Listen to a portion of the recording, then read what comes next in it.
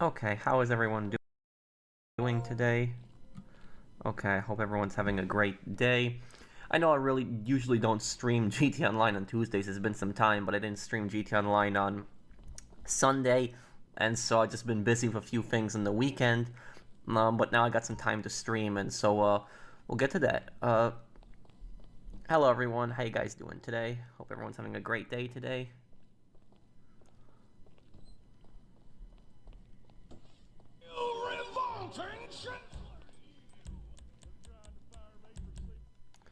Hey guys, Native Mercenary Kaminari, Ferris, Mikey, Nikki, Zach, Victor. Hey Sapphire, have I ever witnessed any fights at school before? Oh yeah, I've seen kids get beat up before.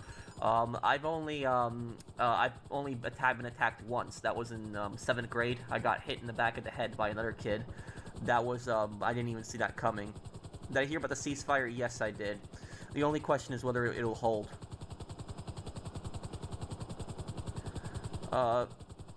Okay, that's fine, Nikki.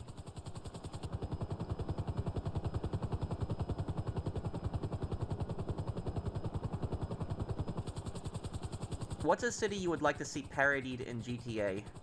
You mean like a city that we play in? You know, a city that we explore? You don't mean like a city that's just mentioned. You mean a city that we actually explore, right? Let me think. A city I'd like to see parodied. Maybe Chicago. Chicago might be interesting to see them do that. Yeah, it was all right. Oh, that happened, almost 20 years ago, Sapphire. But yeah, I was fine, yeah. No, I did not know that, Flaming Eel. We passed the 81st year anniversary since the Battle of Remagen. Yes, when the United States crossed the Rhine.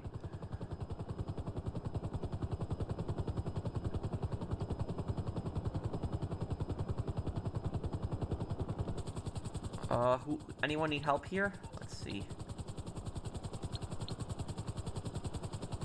Minifig's full, okay. Does anyone else need help here?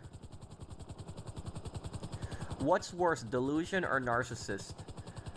Well, a narcissist can also be delusional.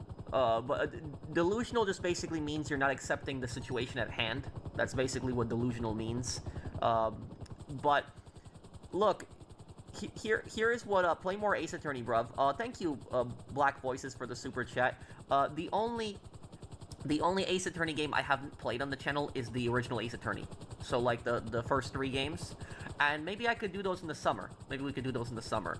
Those are the only 3 games I haven't done. I hope they release another Ace Attorney because I'm really looking forward to them. We're gonna stream tomorrow, Crime Boss, Rockay City. I haven't played Crime Boss in some time, and so we're gonna do a stream tomorrow of that. Thank you, Blinded Eagle, for the super chat. But listen, here's what I will tell you guys, about people asking me earlier. One of the worst traits that someone can have is narcissism. And if you were to ask me what is worse, greed or narcissism, I would say it's narcissism. That's what I would say. And the reason that I think narcissism is an even bigger problem than greed, like, people think, for example, that greed is the biggest problem, and I'm not saying greed isn't a problem, but I think that narcissism is a much bigger problem than greed. And here, I'll explain why in just a simple explanation. The difference between a greedy person and a narcissistic person is if a greedy person loses a bunch of their money in a stupid decision that they made, they will at least learn from that. They will accept it. They'll be like, the greedy person will be like, okay, I messed up, I effed up, this was my fault, you know, I don't want to lose all this money again, I care about money, so this is not going to happen again. A narcissist, on the other hand, if he lost a bunch of money, could not accept the reason on why he lost that money. A narcissist would just be making excuses. It would be everyone else's fault except his. Like, there would be no other explanation for that. The narcissist could never explain that it was their own fault that they lost a bunch of money. So that's why I think that narcissism is always way worse than greed.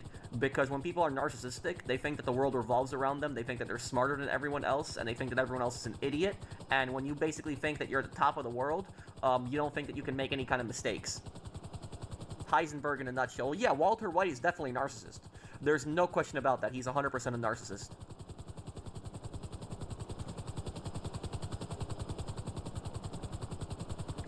Try Reservoir Dogs on PS2. I still gotta watch that movie, but yeah, I know people have requested that one. Thank you, Assassin's Quart. Hey Pro, on Kitchen Nightmares, what's your opinion on Amy's Baking Company? I saw you comment on it once. That's kind of funny that we were talking about narcissism and you just asked me that, Mikey. Amy's Baking Company is a perfect example of how narcissism will destroy business. Perfect example of that. Here's the thing is, if Amy and Sammy were not so narcissistic, and I mean this, and I really mean this, if they were not so narcissistic, they actually could have had one of the best restaurants in Arizona, if they were not narcissistic. And the reason for that, they had a great location. The restaurant was in a shopping plaza. It was a great location. The restaurant was actually nice. If you walk into the restaurant actually looked nice. The flooring, the marble was nice. The chairs were nice. The seats. It was a pretty nice looking restaurant. Like, there was nothing ugly about the design. Gordon never complained about what the restaurant looked like. The other thing is, all their food was, the restaurant was very clean. There was, like, no messes. They organized everything. They kept everything labeled. But the problem here is that despite the restaurant being clean, despite the restaurant looking nice, despite the restaurant being in a good location, the problem was the people. That she and her husband were both narcissists. And they could not accept when they make a mistake. They could not accept that whatsoever. They couldn't. They would constantly make excuses for every single thing that went wrong. It would always be somebody else's fault. And that was what Amy and Sammy were like. And honestly, I think that even Sammy is worse than Amy. A lot of people are saying Amy is worse than Sammy, but I think Sammy was worse because when Sammy was, like, taking those tips, that was illegal. That was a crime. You cannot take people's tips. And I remember that Sammy, I don't remember what country Sammy was from. He was either from Armenia or he was from Israel. I don't remember where he was from exactly. But he kept saying that, you know, in my country we don't take tips or we don't do stuff like that. And so his logic was that he could take people's tips. And you can't do something like that. You cannot take people's tips. You can't do that. That's a crime. If somebody gives a tip to the waiter, Sammy can't just go over to that waiter and then take the tip. You can't do that. You can't. And here's the thing is that how would you guys react if you went to a restaurant? Let me just ask the chat. How would you guys react if you went to a restaurant and you had a waiter and she was really nice, she gave you great service, and you give her a nice tip? And then you see the manager come over and the manager just takes the tip from her. Like, how would you react if that happened? Because that's exactly what Sammy was doing. And I guarantee you that all of those people that were giving those tips, they would not have given those tips if they knew that the manager was taking it. When they give a tip, they are giving that specifically to the waiter. And what Sammy was doing, that was extremely, messed up. Oh, he was from Israel. Okay, I don't remember what country he was from. I know that he got deported. I do know that. He did get deported. For people wondering why Sammy got deported, what ended up happening is a few months after the episode, he threatened a customer in the parking lot of a kitchen knife. It was recorded, and it went viral on the internet, and then he got deported because of that. Okay, so he's not Armenian. I apologize for that. It was my bad. He's from Israel, so I just mistook it. I knew he was from a small country. Remember, I just don't remember the country that he was from. But thank you, Mikey, for the super chat. Oh my god, you talk too much. Well, this is my stream. I can talk as much as I want, dude. I don't know what the issue is here. What are your thoughts on Saul Goodman? He's not a totally evil person, but the problem with Saul is that Saul doesn't know... He has such a hard time doing the right thing. He has such a hard time doing it.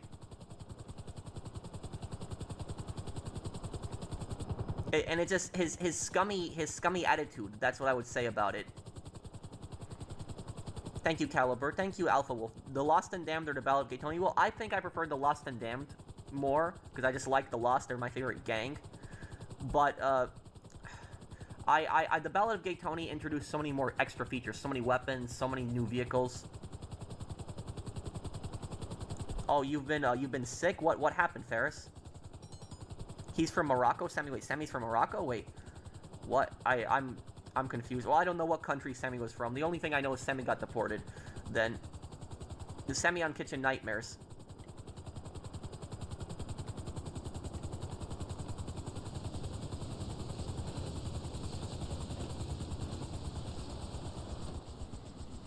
I'm outside. Pro, the new Samsung game is coming out. Oh, I could give that game a try later. Later in the month. I want to see what it's like when it releases first. Sell the bunker fixated. I'm right outside. Let's do it.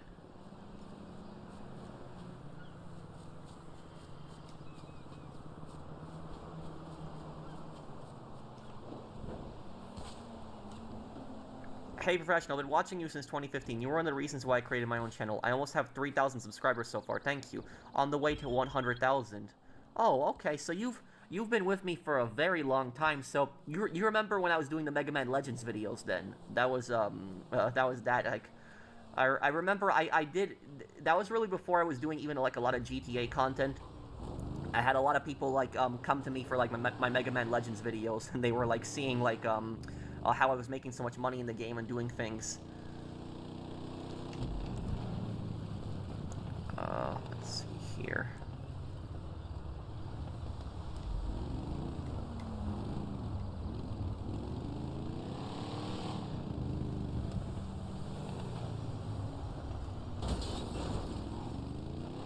I said the Samsung game is coming out tomorrow. Yeah, no, I saw your comment, Mr. Green. I will give it a try probably later in the month. I can't play it right now. I can't play Samsung because I have a few games that I'm playing. I'm playing like Ace Combat Zero and Medal of Honor European Assault, and they're both almost done. And then I have to... Medal of Honor European Assault only has 2 more parts, by the way. It's a very short game. It only has 4 parts to it. So it's... there'll be 2 more parts for Medal of Honor European Assault. And then Ace Combat, I think, is going to have like 3 or 4 more parts. Oh, you have the Flu Ferris. That sucks. A woman faked her own kidnapping on TikTok for views? What? What the F? What was the best story arc in Saints Row 1 and 2? Let me think about that one.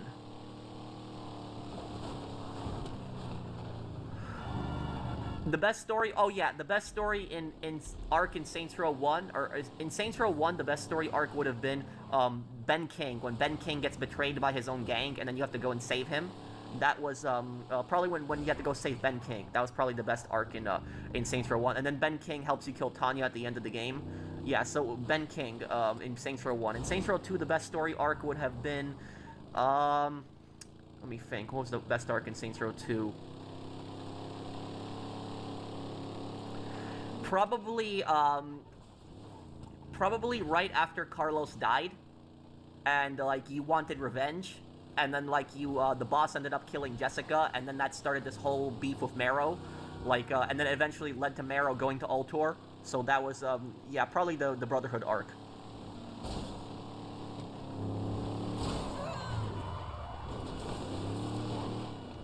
Hey, Professional, why did Saul Goodman become the man he did? And I've watched Better Call Saul, but I want to know your thoughts. I did not watch the show fully. I know the type of person he is. I know he's like a corrupt, scummy lawyer, but I don't know everything in his background. I know that Saul Goodman isn't even his real name. I know he has a different name, but yeah, he's I can't answer that question, Caliber, because I haven't watched the show fully. Pro, my dog passed away yesterday at 14 years old. Her name was Miley. Oh, I'm sorry to hear that, Angel Games. I'm sorry. You have my condolences. 50-cent Blood in the Sand. Yeah, we're gonna do that. It's gonna be right after Medal of Honor European Assault and Ace Combat. Blinded Eagle. I have the game. It took a little bit of time to ship the game to me, but I have it.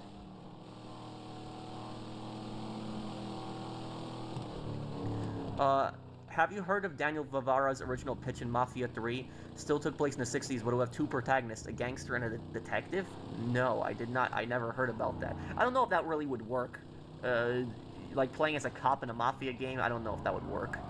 I always want to play as a criminal. When I'm playing a Mafia game, I always want to play as a criminal, honestly. And thank you, Isaiah. Hey, Patrick, back in Outlast 2, what makes Father Lothar a lot scarier antagonist than Father Knopf?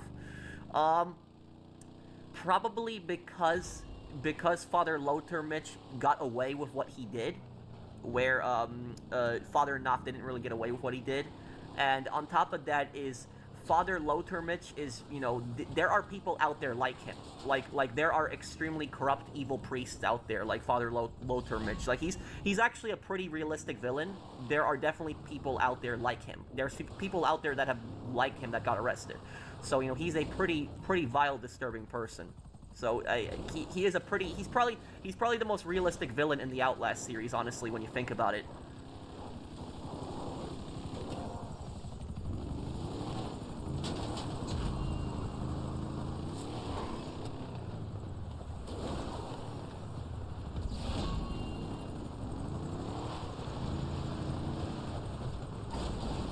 My favorite GTA game, GTA 4.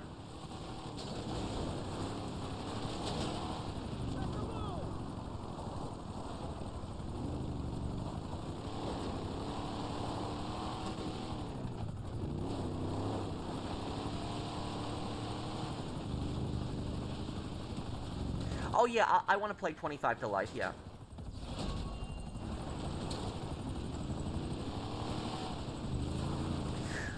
I could Caliber, but the issue with that is that when I try to make lore videos based on TV shows, the copyright is so disgusting. That's why I usually don't like making lore based on TV shows.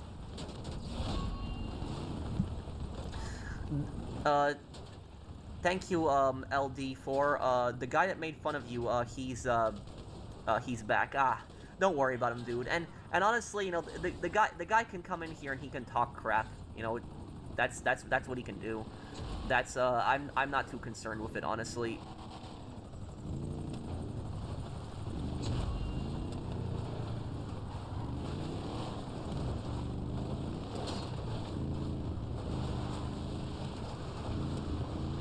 Yeah, Vaughn, if you join, I can help you out. Yeah.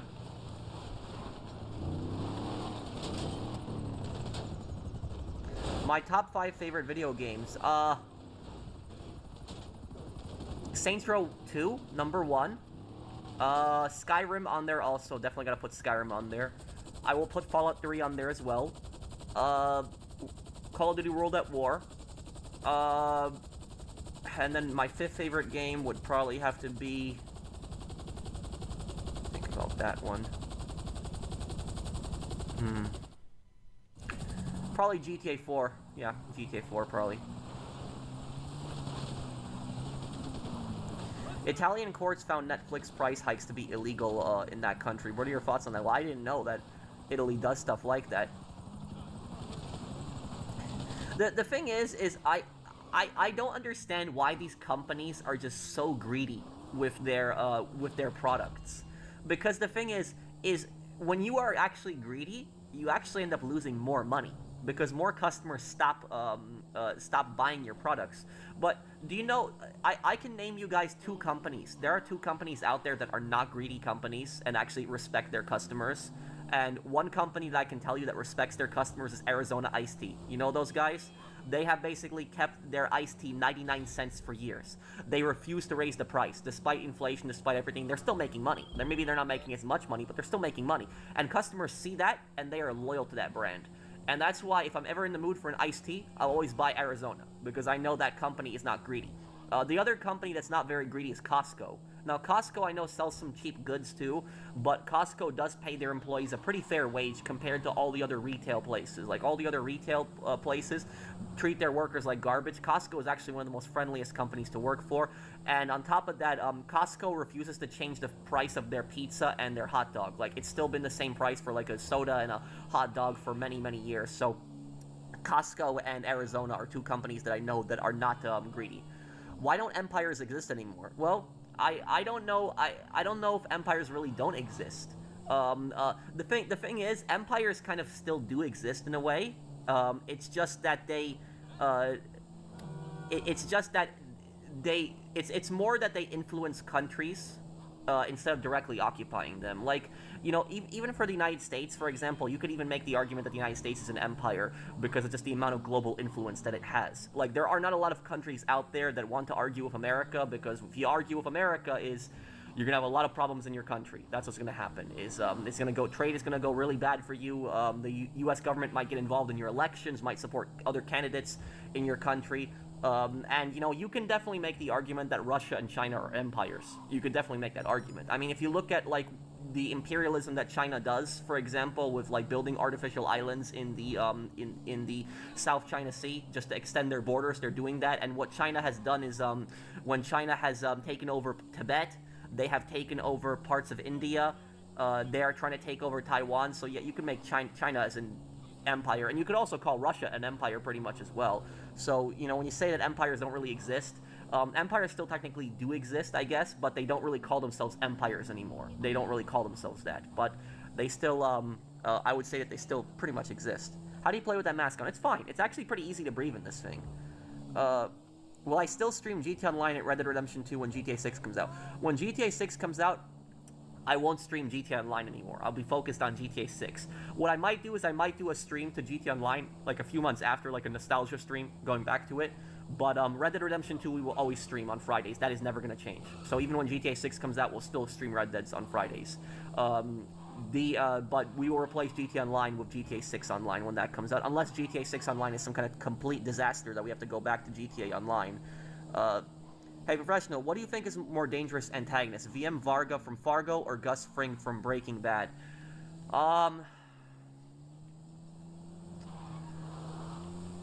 Varga, I would say, because of how manipulative Varga is. Like, when Varga wants you dead, like, you're not gonna get away from him. Varga, I would say Varga's pretty, because, and you also have to remember this. I don't know if you watched my Mr. Faber lore video, Esteban, and thank you for the super chat.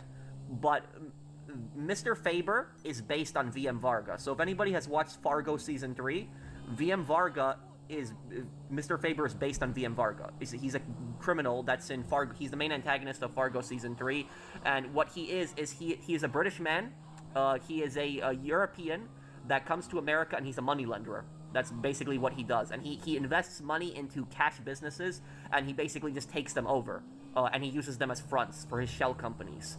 And he has this Russian guy that's like a hitman for him, and then he also has this I'm trying to remember what country Momo was from. I remember he was from Southeast Asia. He's either from Vietnam or Laos, but he has like a Russian guy and a Southeast Asian guy that works for him, and they're pretty scary people. Like, he doesn't have like a really big crew at the start, but then at the end of the show, you see that he has this huge militia. Like, he has a huge mercenary army, like guys in tactical gear that work for him. Very similar to in GTA Online when he sends those no way mercenaries after you. That's what that's based on. It's based on VM Varga's personal mercenary army in Fargo.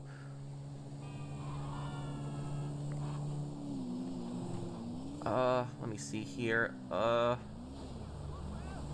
nightclub. Let me get to that nightclub. Oh.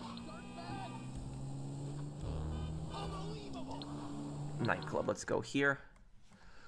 For now, only Hell Let Loose Deluxe Edition is 66% off. Should I get it or go for Ultimate Edition when it's on discount? What's the difference between Ultimate and Deluxe? It's probably just going to be cosmetic skins. That's probably what it's going to be. Because Hell Let Loose really doesn't have any DLC except cosmetics. All the DLC in that game are just basically like skins for your soldiers. So like for the different factions, like different uniforms. That's pretty much it. If you like uniforms and cosmetics, I would say go for the Ultimate. But if you don't care for that stuff, if you only care strictly for gameplay, then just get the regular version. But I will also tell you this, Minion Dave, is one mistake that... All right, so one massive mistake that a lot of people do, and a lot of people make this mistake, is that I'm sure you don't know. I'm sure you know about this because you've seen me play Hell Let Loose before. But Hell Let Loose is nothing like Battlefield. It's not like Call of Duty. Like when people see a game like Hell Let Loose, for example, they think it's like Battlefield. They think that it's large open map with vehicles, and they think it's the same thing. Fixated, can you let me drive the truck, and then you just go to your next business and get that ready? So just let me drive your truck. But Hell Let Loose is supposed to be a World War II simulator. Hell Let Loose is the closest thing that you can get to real World War II combat on console. It is the closest thing to real World War II combat that you can play in a video game. So that it's as realistic as possible.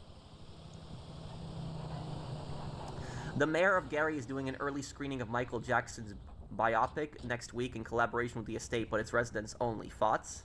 I don't know about... I didn't hear about that. Blinded Eagle.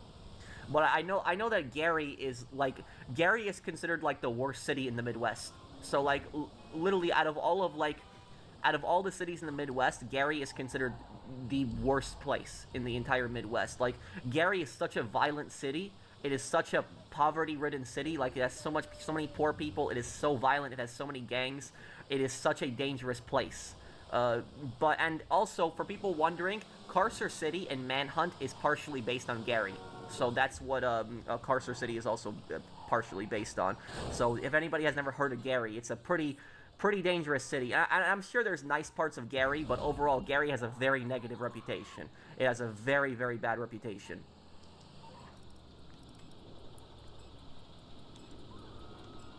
And the thing is, I'm originally from the East Coast. I'm originally from New York City, and when I moved to the Midwest, I didn't even know what Gary was.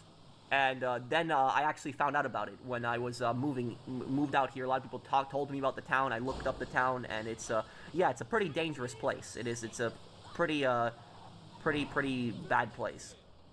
Jackson are from Gary. Oh, Michael Jackson. Well, I didn't know that Michael Jackson is from Gary, but but yeah, Gary is a pretty dangerous place. Has anti-communism never worked? Well, the anti-communism worked in America. You know, Americans were the most anti-communist people on the planet. Like, you know, the thing is, like, America used to be that country where, you know, everybody just despised communism, but I would say that that education is even failing today because you have a lot of dumb kids in college that are very privileged, and they go to college and then they think that communism is a good idea. So that's what I'll say about that, is that it's not it's not completely working. And I think that one of the problems is I think that colleges don't teach the horrors of communism enough. I don't think they do that.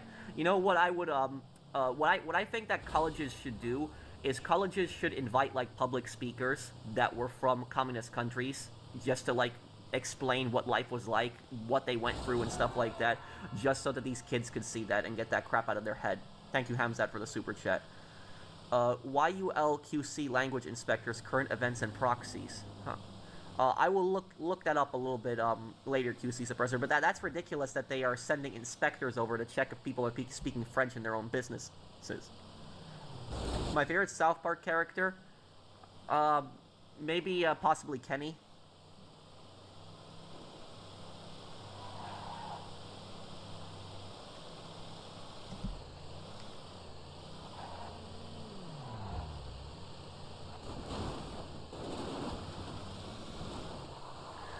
I know you said you like the underworld of Star Wars. Have you watched Maul Shadow Lord's first 2 episodes? It's the underworld. No, I have not. I'm gonna watch that show, and the reason I watch that show is because I really like the gangsters in Star Wars, and so it's a show that's specifically focused on the gangsters. I will definitely watch that. But I will wait until every single episode is released, because I can't do it like that. Like, the thing is when I'm watching a TV show, I don't watch it from the start. I wait until everything's released, because if it's like one episode every week, I'm gonna get pissed off. Because I'm gonna watch one episode, there's gonna be like a cliffhanger, and then I'm gonna have to wait like, you know, another week for the next episode, and then the cycle keeps repeating and repeating. So I just like to wait until the whole thing's out, and then I just watch it. That's how I do things when I watch shows.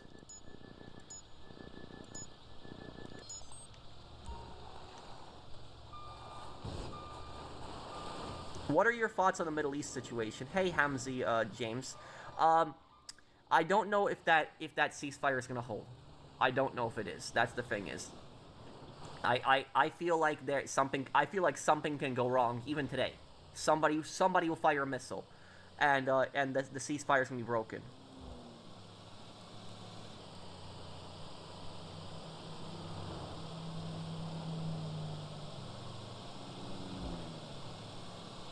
Thoughts on Hassan Piker and other socialist groups going to Cuba 2 weeks ago and even getting to meet Miguel Diaz-Canel?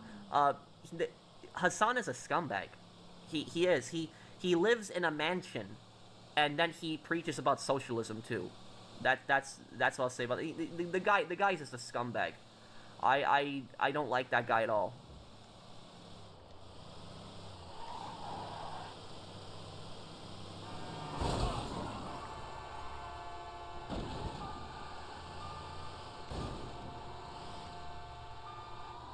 Hey, Phoenix. Can you read my super chat? Wait, I missed someone's super chat? Oh, there's a bunch of super chats. I'm sorry I didn't see this.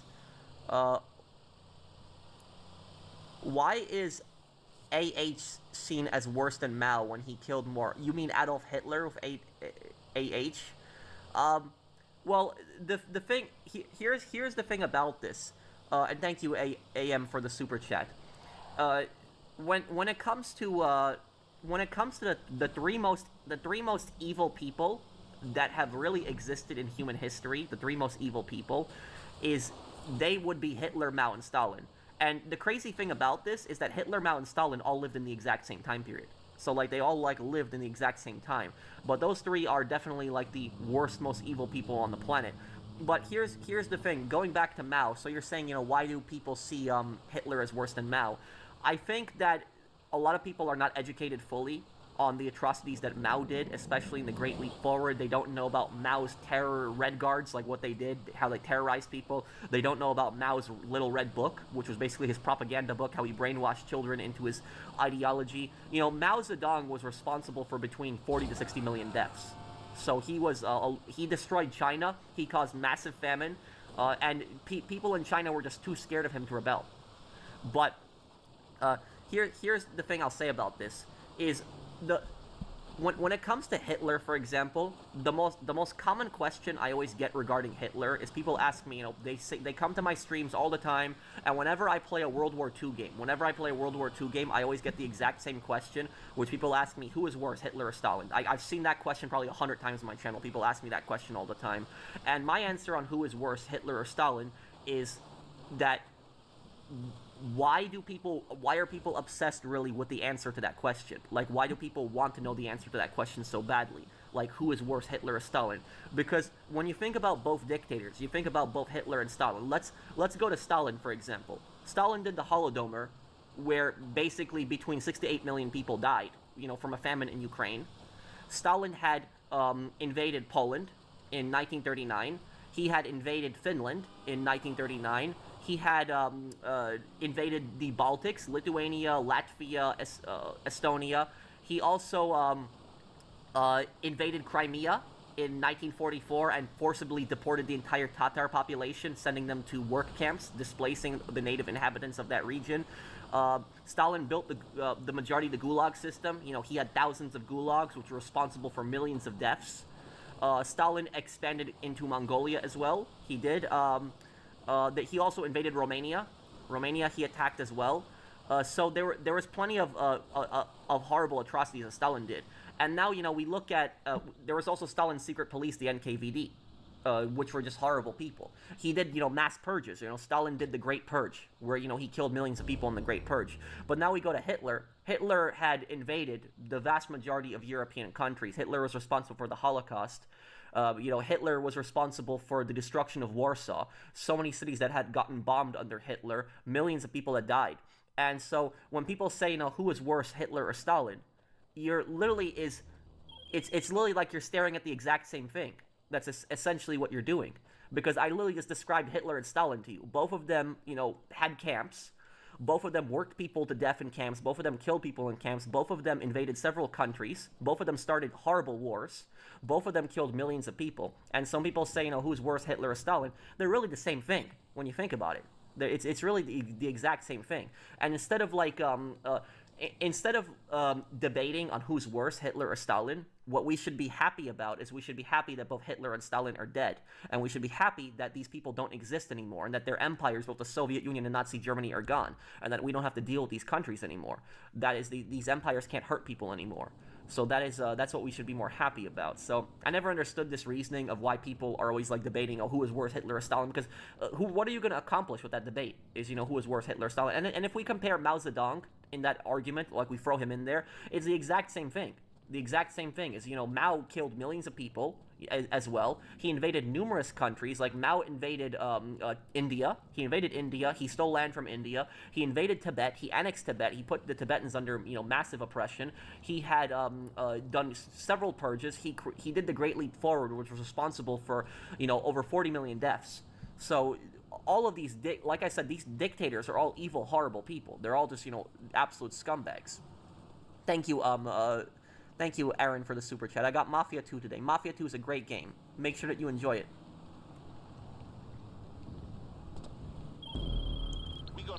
If Truman traveled to the 2000s, he would say to Bush, "You were doing it wrong, sir." What do you mean by that?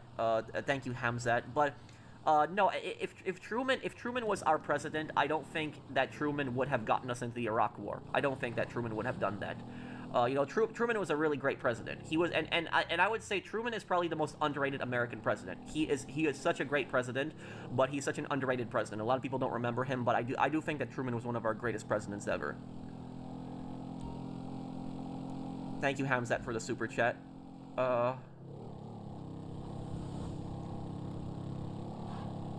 What's your thoughts on the Middle East situation? I don't know if the ceasefire is gonna hold. Like I really don't know if the ceasefire is gonna hold. Both Israel and Iran absolutely despise each other. Like, they hate each other so much.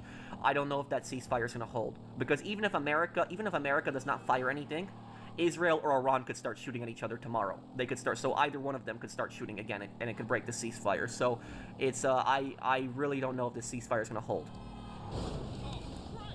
Man, are you okay? Let me see here.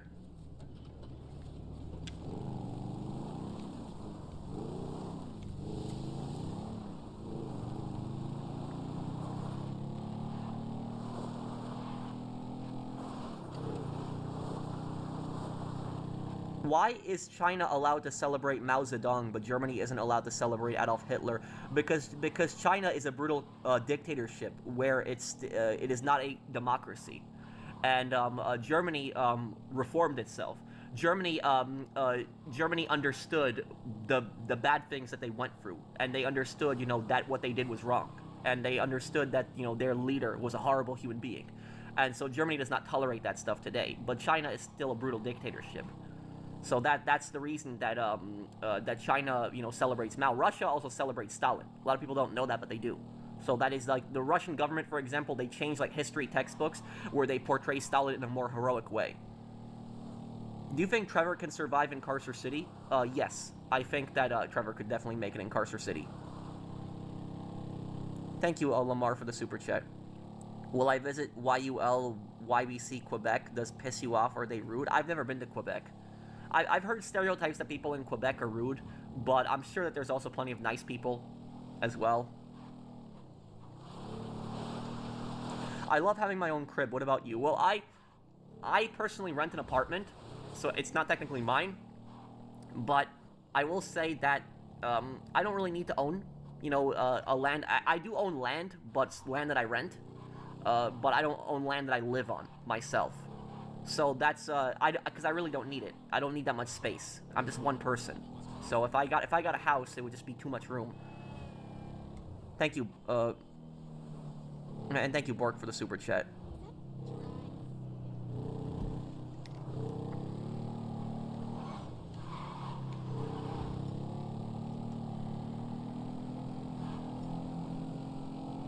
Oh, great, this. Okay, hang on.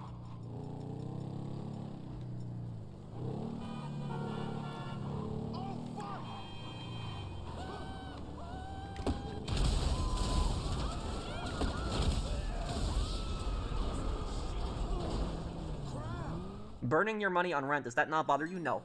Because I'm already making rent. So I own 2 rental properties that I'm making money from. And even though I'm paying rent at my apartment, that saves me other money that I can invest in other things. And also, the thing is, if I bought an apartment, right, I would still need to pay an HOA. So I would still need to pay that.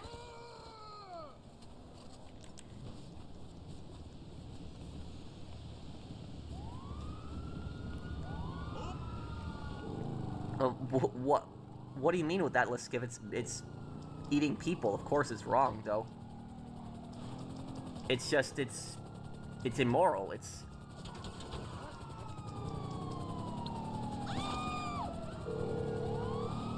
Well, I didn't... The thing is Burma has never really been a stable... Burma's never really been a stable democracy. Okay. I'll deal with it. Burma has the longest... What people don't know about Burma is Burma has the longest running civil war in human history. It does. 70 years. It's a 70-year-old civil war and it's still going on. So, like, imagine, like, 3 or 4 generations fighting in that civil war. That is it. Imagine fighting in a war that your great grandpa fought in. Just imagine that. So that's how long Burma's civil war has been going on for. And Burma actually used to be a dictatorship, but Burma was a different type of dictatorship where it was a military junta. And what a military junta is, the difference between a military junta and a dictatorship is that a junta is basically a dictatorship, but between a bunch of generals. So instead of like having one guy that runs everything, it's just a bunch of generals that control the country. And so that's pretty much the difference between them. And Burma used to be controlled by the Tatmadaw, which the Tatmadaw is the Burmese official military, and they did extreme atrocities against the Karen native peoples. So they did some pretty, disturbing things against them. If anybody's ever seen the movie Rambo 4, Rambo 4 is based, even though the story in Rambo 4 is fictional, it is based on real events. Like the Tatmadaw do atrocities against people in Burma, very similar to what you saw in Rambo 4. They do stuff like that. And the people that they were targeting in the movie, they're an indigenous people, the Karen people, and the government really hates them. And that was that was based on real events. But I know that a couple years ago, what happened was the Tatmadaw lost power, and after the Tatmadaw lost power, Burma became at least a democracy for some time. And then guess what happened? There was a military coup, and the Tatmadaw came to power again. And they said that the government was corrupt and stuff like that, but you can't trust these people in the government.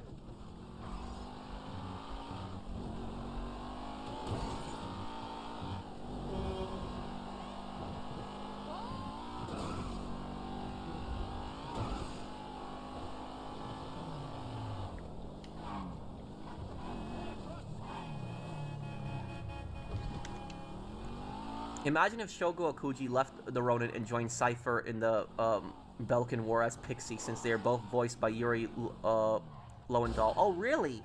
Really? Pixie is Shogo? Really? I didn't know that. That's the same. I knew the voice sounded kind of familiar, but the actor who plays as Pixie in the real life in the documentary videos, is that also the same guy? Or is that a different person? So is that the same guy, Generals, who's in the documentary? Is that also him?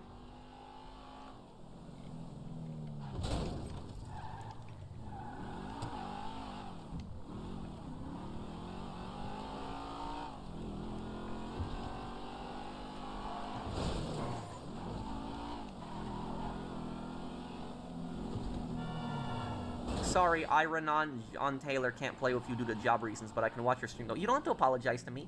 Play with me whenever you want. Thank you, Never Killed Anyone, for the super chat. I'm excited for the final money guide. That will be out in May. Dude, I promise it'll be out in May.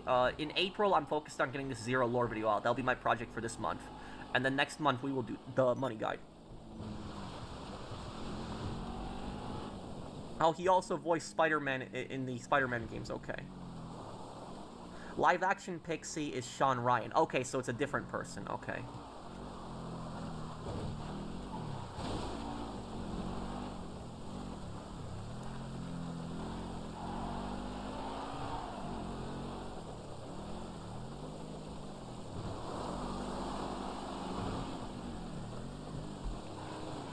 I remember that, like, Pixie's most iconic line is, "Hey there, buddy." That's, like, his... And that line I know is, like, so creepy. So that was his like catchphrase.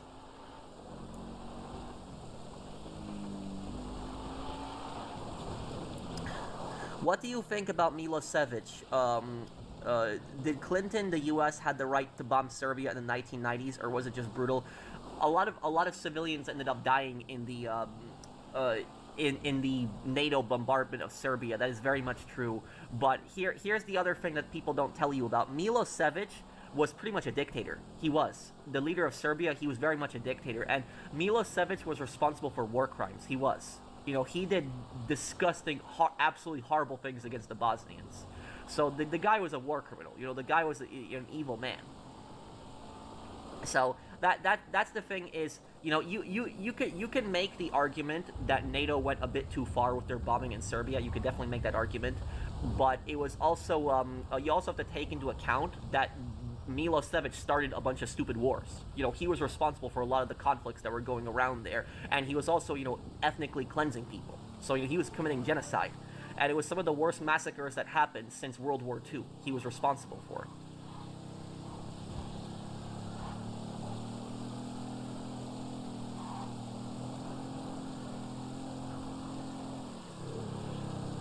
Will I do Ace Combat 5? Yes, but if I do another Ace Combat game, it'll be Ace Combat 4, because Ace Combat 4 is chronologically after Ace Combat 0.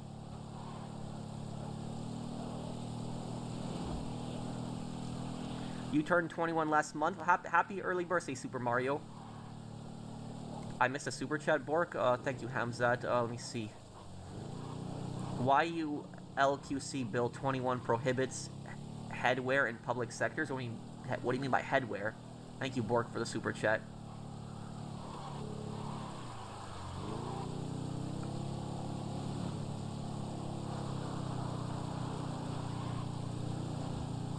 I just started fresh in GT Online again. Any tips or recommendations in business to give me? The first business to get is probably the bunker, and upgrade it to upgrade supplies and have it start producing buy supplies. The other thing you want to get is you want to get the submarine, the Kasatka, and start doing Cayo Perico. Now, Cayo Perico is not a bad heist to do solo. It's just when you have to do it with 2 people, it becomes a nightmare. But solo is actually not that bad. You can solo it pretty quickly. Am I going to do SOCOM this month? Yeah, you bet, Josh. I'm going to do it right after 50 Cent Blood in the Sand. So, when you see me finish Medal of Honor European Assault and Ace Combat, because both games are going to be finished this week. So both games, I'm going to have the endings of Ace Combat and Medal of Honor. Both games are going to be wrapped up this week, because they're not very long. And then after that, we're going to do 50 Cent Blood in the Sand. 50 Cent Blood in the Sand is not a very long game. And then right after that, I promise we'll do SOCOM 3. It'll be right after that. So when you see the end of 50 Cent Blood in the Sand, you'll see SOCOM 3 coming up. Do I know that Serbia uses both Latin and Cyrillic? I did not know that. I know they use Cyrillic.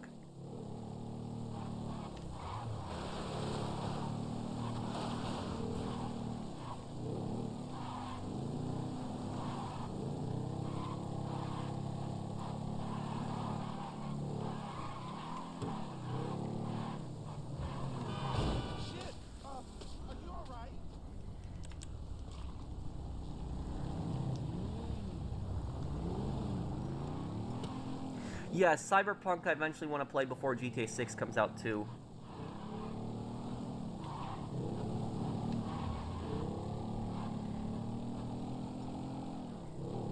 Can I repeat the heist as many times as I want? You can, but I think that there's like a 30-minute cooldown or like a 45-minute cooldown. I know if you do the solo cooldown, does anybody here in the comments know what is the solo cooldown on Cayo Perico? What is it? Is it like an hour? Or under that? Does anybody know? Hey, Xavier, how you doing, dude?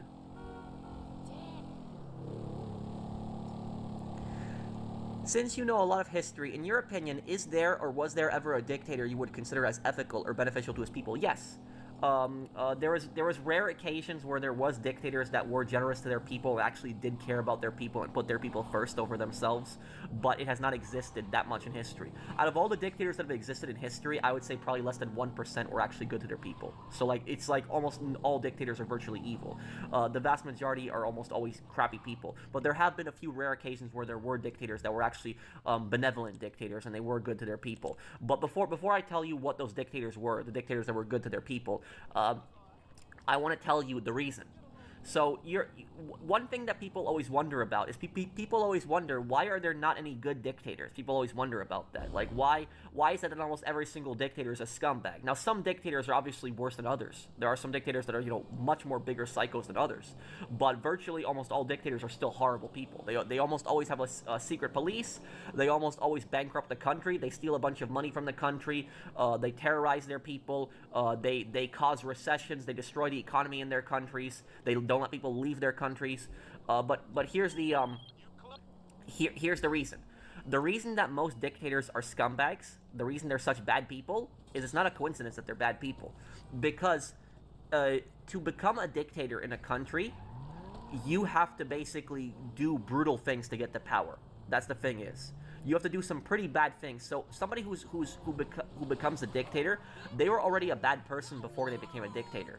So most dictators, they come to power either through a civil war or a coup. That's almost always how dictators come to power. It's a civil war or a coup.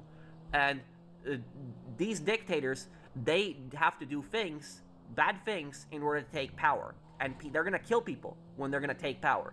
And for a lot of good, honest people, like people that are honorable, a lot of people that are honorable will not stoop to that level. A lot of people that are honorable people will not do those bad things. And so that is why most dictators are really bad people, because they will do anything to claw the power to get to the position where they're at. And then when they're there, they only care about themselves primarily. So that's the reason on why most dictators are horrible people, because there have already been bad people before they were even dictators. If somebody is a good person that's a dictator, they're not going to survive. That's the thing is, they're going to get killed pretty quickly. They're going to get backstabbed. They're going to get betrayed. There's a reason why a lot of dictators are really paranoid people. They are. A lot of dictators, for example, they have people test their food, like eat their food before they eat it, just to make sure it's not poisoned. So that is they even have like body doubles constantly. So, but anyways, you were asking me about good dictators, like dictators that were actually good in history. The best example that I can think of an actually honest dictator is probably Lee Kuan Yew, who was a dictator of Singapore. And about Lee Kuan Yew, how he didn't really become dictator through a coup. It wasn't really like that. He became dictator when Singapore, which was part of Malaysia, because Malaysia kicked Singapore out. Because the majority of the people that lived in Singapore, correct me if I'm wrong on this, I think they were Han, ethnically Han Chinese, correct me if I'm wrong on that. And the Malaysians really didn't like that. They really didn't like that there was this huge ethnic minority in their country that was not Malaysian, and they thought that they had too much voting power. They thought that if the Singaporeans vote, that they're going to have more power in the elections. And so because of that, what they did was they kicked Singapore out of the country. So you don't really hear about stuff like that happening, where people will countries will kick other countries out, because usually countries are trying to do everything in their power to keep a country together, not for provinces to break away. But when Singapore became an independent country, Lee Kuan Yew was really upset about that. He was completely against the separation because he thought that Singapore was going to be doomed now, and he ended up taking power. It was just not necessarily through like coups or anything. It was just because he was there. He was the guy that wanted to be in charge, and nobody really opposed him. So he didn't really come to power through like brutal means. He didn't come to power by oppressing people through a civil war and stuff like that. And he came to power because he felt that he needed to do that. He felt he needed to do that for his country. He felt he needed to do that for his people. And so that is that's primarily what he did. And the thing is, his policies worked. They did. He turned Singapore from a poor country, like Singapore was an extremely poor country 70 years ago, and he turned it into an economic giant today. The average Singaporean makes more money than the average American. So that is how rich Singapore is. So he turned a really poor country around into one of the most stable, stable, healthiest, most economically rich countries in the world, where people have very high living standards. And so his people have a very positive view of him. They like him a lot. He generally did good for his people. He didn't really terrorize his people. He didn't really have a secret police. He didn't put people in camps. He didn't do any of that stuff that other dictators do. So he was generally a good person.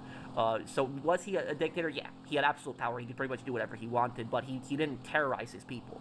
So that is why the Singaporeans have a pretty pretty positive view of him. The only other dictator that I can think of that was generally a good person was Józef Piłsudski. Józef Piłsudski was the Marshal of Poland. So he was the dictator of Poland, and he was dictator of Poland in the mid 1920s to the early 1930s. That was who he was the dictator of Poland at the time. So he was a Polish general, and he was originally a revolutionary. So he was a Polish revolutionary that had fought for some time, and he fought against the Russian occupation. He led uprising against the Russians when Poland was still part of the Russian Empire, and then during World War I, he formed a Polish legion that was part of the Austrian army, and he fought against Russia. And he ended up getting put in prison because the German government, what they wanted to do is they wanted to recreate a Polish state during World War I, but that Polish state was going to be like a puppet of Germany. It wasn't going to be like a free country. And what they were going to do is they were going to have a monarchy. And Piłsudski was completely against monarchy. Like, he despised monarchies. He really did not like monarchies. Like, even though he came from an aristocratic family himself, he hated privilege. He hated people, like, he hated rich people. He really did not like people that came from privilege, from wealth. So even though he grew up pretty rich himself, he really hated people like that generally. I guess it's because he grew up kind of around a lot of rich people, and I guess that's probably one of the reasons he hated them so much. But so he ended up getting arrested because he wouldn't bow down to the Kaiser. And then after World War I, when Poland became an independent country, he ended up becoming a very top general. He became Marshal of Poland. In the 20s, he did a coup where he overthrew the government of Poland, and it was like a bunch of people died in the coup. It wasn't like a thousands. It was maybe like a little bit, like close to 100 people died in the coup. But he ended up taking over the country. And when Piłsudski ran Poland, he was a very tolerant leader. He allowed freedom of religion in Poland. He did not discriminate against people, so you could practice whatever religion you wanted in Poland, and he would not, go after you. That's the reason that Poland, for example, had such a large Jewish population before World War II, is because in Poland you were not persecuted for being Jewish under Piłsudski, and so a lot of people that were Jews, they came from all over Europe and they settled in Poland. So like he was a very tolerant, dictator. He didn't oppress people. He generally wanted what was good for Poland, for Polish people. He was a pretty liked person. Like my dad, for example, has books about him, and my dad I know has like a picture of him. So like my dad generally likes him. But it was he did kill 100 people in the coup. He did do that. But also Piłsudski, what he did was he arrested communists, and he had communists thrown in prison. So he did that, which I guess technically that's a violation of freedom of speech, technically, I guess. But at the same time the communists were supporting a dictatorship themselves. They wanted a dictatorship in Poland, so it's really hard to feel bad for them getting thrown in prison under Piłsudski. But the thing about Piłsudski is Piłsudski was a bit of a weird person. The reason that he was a bit of a weird person is because after a couple years of him being dictator, he basically said that he doesn't want to do it anymore. He said that he felt that it was wrong for like one man to have this much power, and what he did was he basically just stepped down from power and he allowed free elections in Poland. So that's why I say he was kind of a weird person, because most dictators don't do stuff like that. Like they hold on to power forever, but he just willingly gave up power and allowed free elections in Poland. So he was like I said, he was more of a complicated person, and Piłsudski is a complicated person in Polish history. Some people really love him in Polish history, other people hate him. The people in Poland that really that tend to hate him are people that are very religious. Like very religious people tend to hate Piłsudski. The reason that very religious people tend to hate Piłsudski is because Piłsudski, what he did was he reduced the power of the Catholic Church in Poland. Like he really didn't like that the church had so much power, and so he stripped the church of a lot of the power that they had in Poland. But like some Polish nationalists love him, other Polish nationalists hate him. It really depends on your view of him. But Piłsudski is like one dictator that I kind of think of that is that was kind of like a very compassionate person, at least towards his people. That's what I would say about that.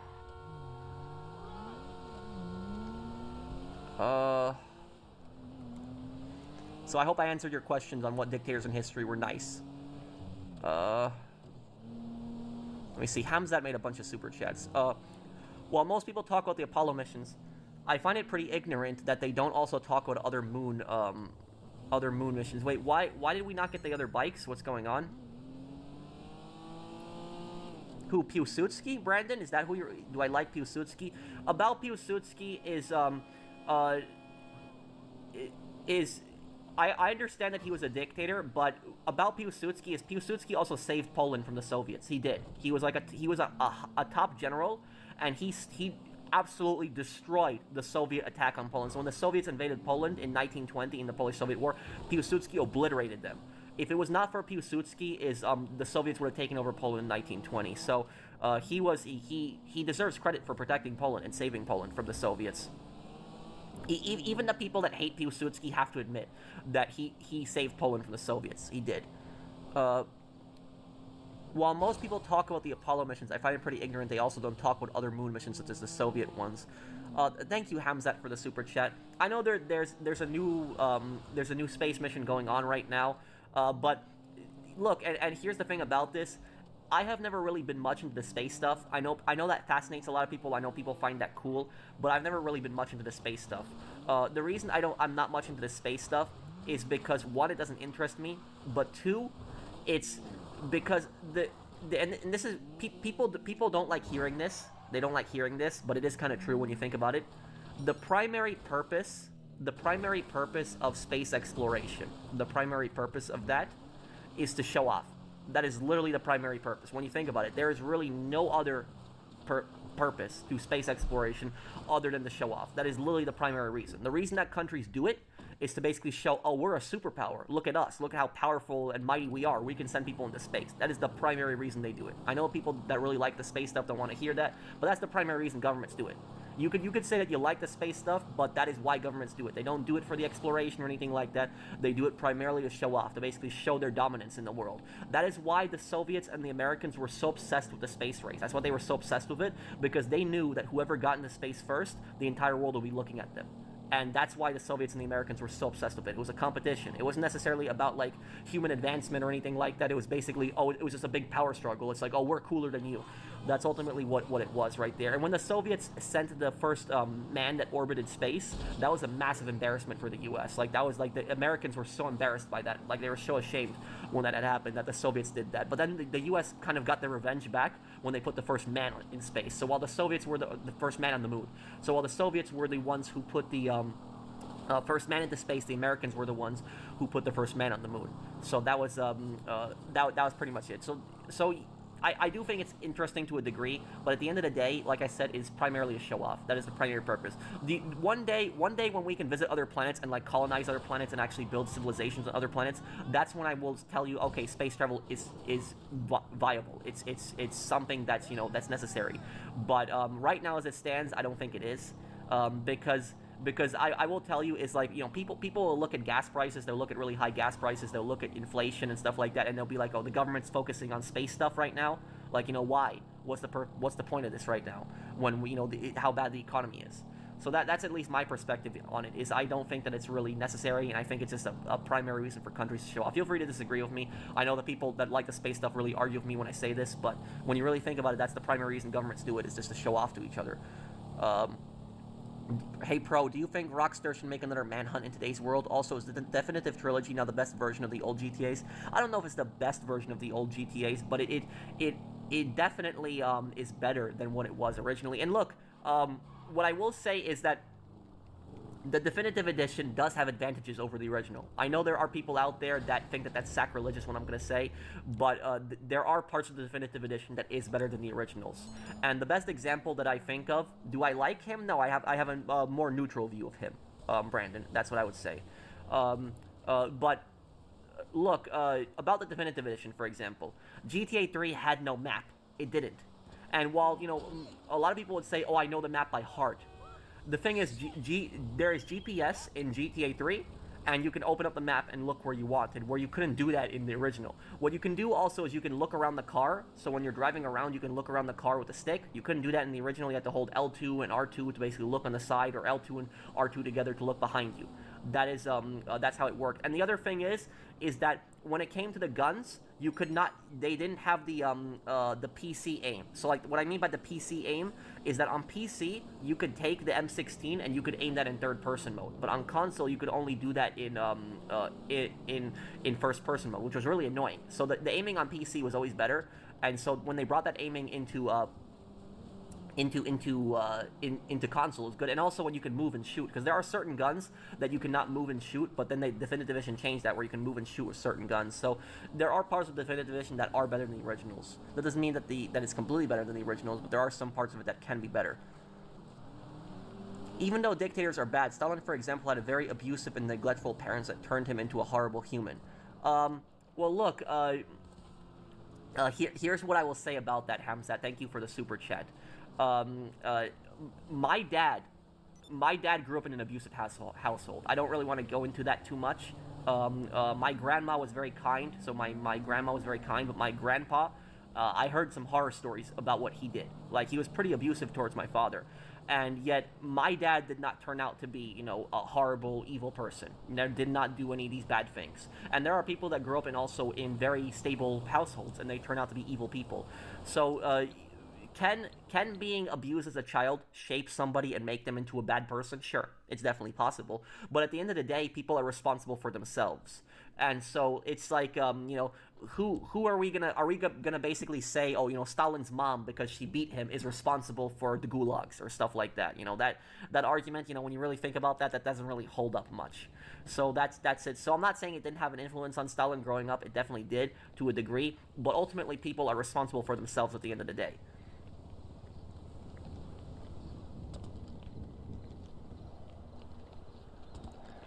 Uh,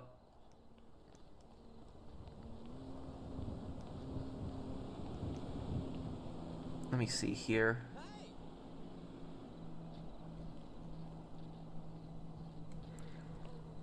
How experimental Beatles can be in terms of music? Are you the Beatles band? I How experimental can they be in terms of music? I know the Beatles influenced a lot of music, and they were like one of the most they were one of the most popular bands that has ever existed. But I don't know much more than that.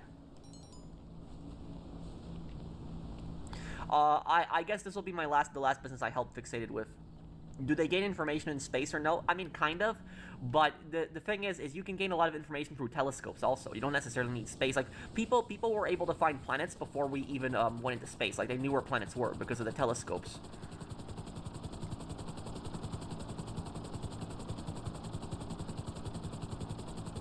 Hi man, hi P16, Staley.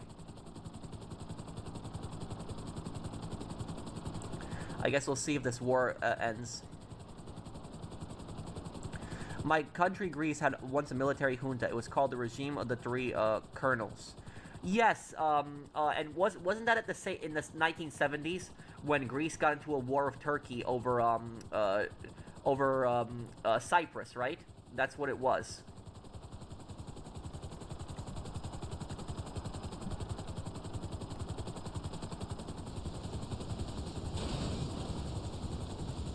How would you feel if there was a jail sentence in GTA 6 Online? If someone did bad sports stuff, they're timed out for 24 hours. How would you feel? I think that'd be kind of funny. But there was a jail in Reddit Online. Like if players had like a bounty, like bounty hunters could actually take them to jail, and there's actually a cutscene where you get put in jail. A lot of people don't know about it because most bounties don't get brought in alive. But what basically happens if you get taken to jail in Reddit Online is you're in there for the amount of dollars that you're in. So if you're in there for like $10, you're probably in there for like 30 seconds. It's like in jail, and you just can't get out. And then after 30 seconds, you're let out. But that's about it. That's about it. You can also pay a bribe to get out instantly. Thank you, Pizza Boy, for the super chat.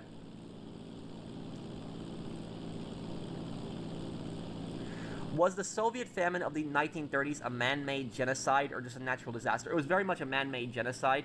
And the thing about the famine is that the famine was also intentional. A lot of the famine that happened in the Soviets was very much intentional. Like for example, the Holodomor, which that was the worst famine that happened in the Soviet Union. There was this class of people in Ukraine called the kulaks. And the kulaks, they were not rich people. The Soviets described them as rich people, but they were not rich people. They were just farmers that had a little bit better lives than others. But what basically happened was that Stalin was a much worse person than Lenin, because when Lenin came to power, Lenin actually allowed some private land. So Lenin, for example, had promised to give farmers land. And even though I hate communists, Lenin actually did keep that promise, where he did give poor farmers land in the Soviet Union. So after the revolution, there was farmers that basically got like a few acres of land, and it was their own personal land. And it was like for poorer farmers, not like for very rich. But Lenin did keep that promise. Now, when Stalin came to power, Stalin basically said, "Oh, there's not going to be any kind of private farms. We're going to do forced collectivization. We're going to control. The government is going to control everything completely." Oh crap. So oh, crap, I gotta watch out here. Damn, I messed this up here. I think I could... damn. Product destroyed. Oh, well, that sucks. So what I was trying to say is about the forced collectivization. And you can also deliver this. You'll still get the bonus. It'll still work. About the forced collectivization, as Stalin said, we're not going to allow any kind of private farms. We're going to have everything government controlled. The government is going to operate everything. It's going to take over everything. And what he did was he went back on what Lenin had promised. He had taken over all the land. There was not going to be any more private farms in the country. Now, what ends up happening is there was farmers that had, their own land, their own farm, a few acres of it. And now imagine that you're like a farmer. You build your own farm. And then, like, after years of building your own farm, the government now says, "Oh, we're taking everything. We're controlling everything." And so the kulaks in Ukraine were told that you have to give over 70% of your crops to the government. And the kulaks are basically like, f this. This is, we work this land, we grow this food. This is our food. We're not giving this up. Now, Stalin accused the kulaks of hoarding food when they weren't really hoarding food. It was food that they grew. It was food that they worked on. It was their food. But Stalin was accusing them of being selfish and accusing them of hoarding food. So what Stalin ended up doing is Stalin had sent the NKVD onto these farms, and they had murdered a lot of people. And then basically what they did was they stole a lot of crops from these farmers. What ended up happening was, because Stalin had a lot of these kulaks shot, the kulaks had the biggest farms in the Soviet Union. Because Stalin had so many of them shot and so many of them killed, there was nobody that managed those farms anymore. So when you kill all the farmers, nobody is producing food. And then what ends up happening is you have the worst man-made famine in the Soviet Union, which was under Stalin, and between like 6 to 8 million people died because of that. So it was a disaster. Like people were dying in the streets in Ukraine. Like people were just starving to death there because Stalin was just a complete idiot with his was a complete idiot with that.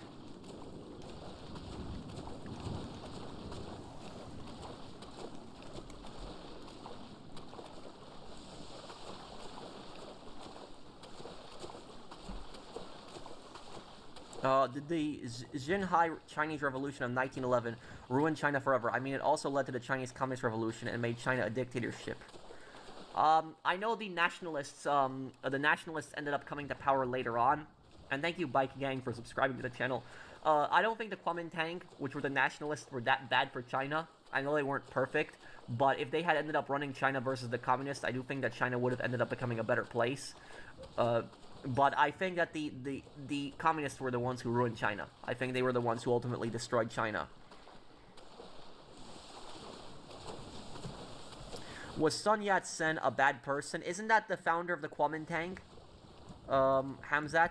That's the... I gotta look him up. I think that's the founder of the Kuomintang, right? Yeah, I think he is.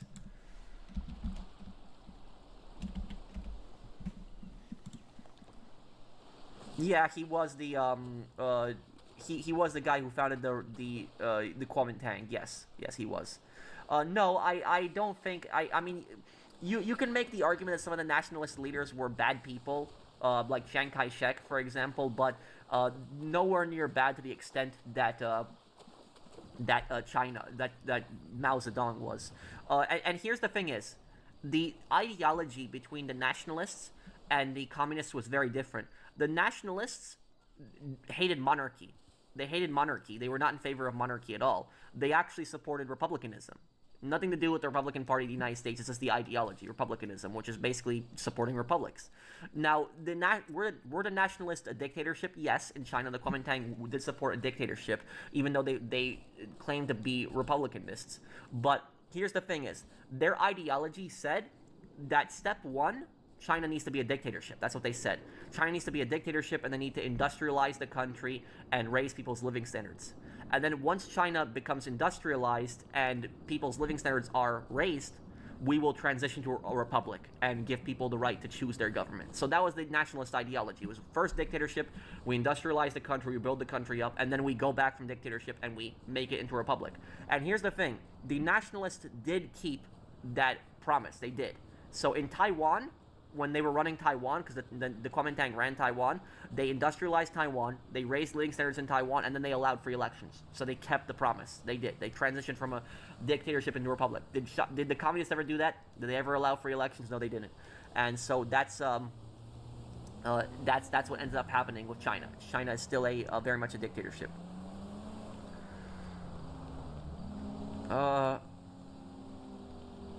What's your opinion on people who say no one has done real communism? Very stupid argument, because there has been, how many, like close to 100 communist countries.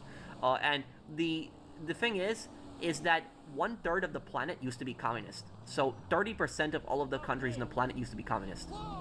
So just think about that. And think about how many countries are still communist today. That just basically shows you the system doesn't work.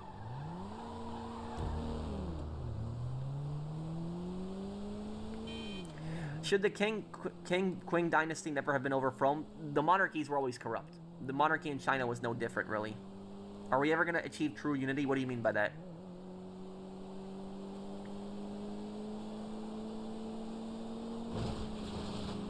Maybe one day I could give Fallout London a chance. I did hear about the ceasefire of Iran. I don't know if it's gonna hold though. Wait, did somebody not take a plane?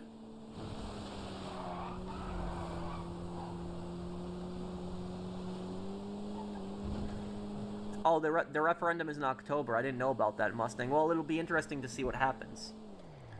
Was communism applied exactly like they were saying to? Well, everybody has their own version of communism. It always ends in disaster. Do you think there's merit in unmanned space exploration? What do you mean by that?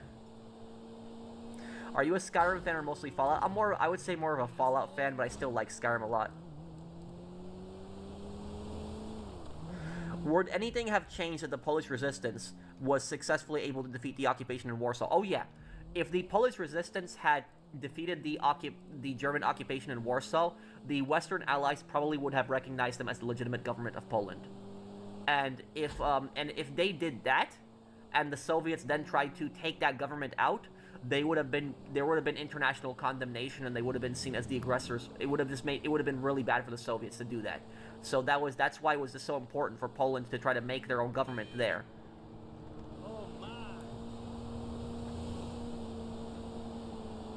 Oh yeah, that is true. We don't even know about the complete what's completely under the ocean. Thank you, Demigod, for sponsoring a channel for 8 months. Have you ever hit high level in Skyrim like you're 80? I don't think that high. I've gone to like the 50s and 60s, but I don't know if it's like 80.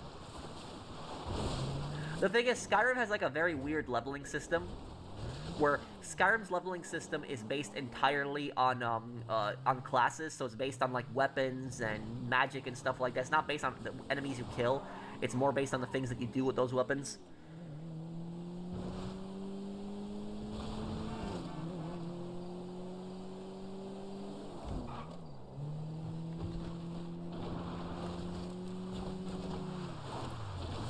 Did Poland have the right to occupy West Belarus and West Ukraine after World War I, or was it just horrible to the people who lived in West Ukraine and Belarus? Well, some of the land that Poland had gone on was lands that were majority like Ukrainian and Belarusian, but there was parts of like Western Ukraine, for example, in 1920 that were majority Polish. Like Lvov, for example, that city was historically a Polish city. Like before World War II, Lvov had like the population of the city, I think, was like 80% Polish. It was like closer to that. And then after World War II, the Soviets ended up annexing the city. So certain parts of that, there was actually a very large Polish population, but there were parts of it that they entered where there was not a Polish population at all. But the Ukraine ended up actually becoming an ally of Poland during that war. So during the 1920 war, the Republic of Ukraine actually sided with Poland against the Soviets. Thank you, Hamzat, for the super chat. Hey, doll bro, what's up, man?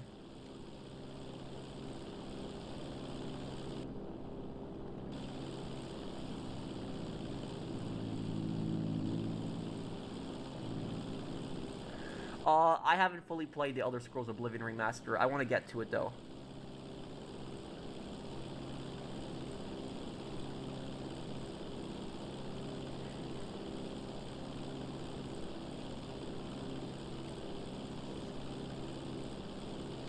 Well, when that when all those problems were happening with GTA Online at the time, I actually was I was actually away on a trip, so I didn't see all those problems. By true unity, I mean no borders, no regional conflicts, total understanding and supporting each other no matter the ethnicity or beliefs. No, that is never gonna happen. There is and here's the thing is, like, having no borders would be a disaster, because like having like there are so many different cultures and peoples that if you have them in the same country together, you could end up having a lot of wars and a lot of conflicts. That could very much happen. For example, like a lot of European countries, they were very stupid, because what a lot of European empires did is that when they went into Africa and they colonized Africa, if you look at like a map of Africa, for example, Africa, the reason Africa has like the most even borders in the world. Like if you look at Europe, for example, there's no such thing as even borders. Like the borders are all just squiggly lines going all around mountains and stuff like that. But in Africa, there's completely straight lines on a lot of countries. The reason that they are completely straight lines in countries is because that's how the European colonizers drew the map before they left. So they drew the maps for these countries before they left. So they defined these countries' borders before their empires left. And what these European empires ended up doing is they put two tribes that absolutely despise each other and hate each other in the exact same country, and then they left. And what they did was they ended up causing huge conflicts and huge wars. That's why you had so many civil wars in Africa, because a lot of European empires, what they did was they put the exact same tribe in the exact same country, and then it caused a lot of problems. And it didn't just happen in Europe, it also happened in India. For example, the British, what they did was they had drawn the borders between India and Pakistan in such a terrible way. Indians and Pakistanis were both in the exact same country. Pakistanis were largely Muslims, Indians were largely Hindus, and when the British were leaving and they were drawing the borders of Pakistan and India, what they did was they put a lot of Muslims in Hindu majority areas and they put a lot of Hindus in Muslim majority areas. This led to a lot of conflict in India and Pakistan, and a lot of wars ended up starting because of this. So to answer the question is no, I don't think that you can have like a situation where you can have no borders, because there are just so many people that don't like each other, and so many cultures are different, so many cultures are different, people do things differently, and I don't think that it would work.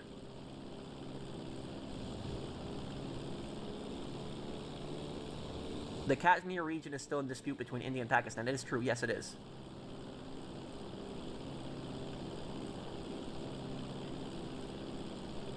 I mean, there could be some research in that, Bellic, but at the end of the day, it's not like it's some kind of science that's going to absolutely help us.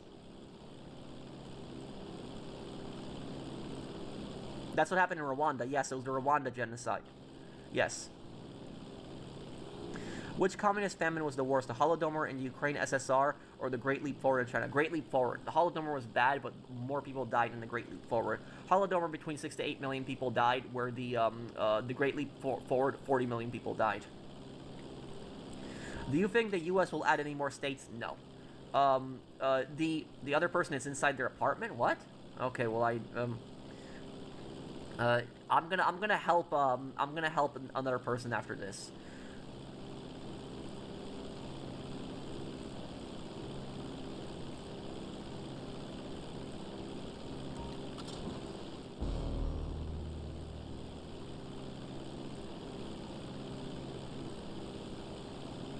Oh, I guess that's pretty interesting with that GTA dev kit.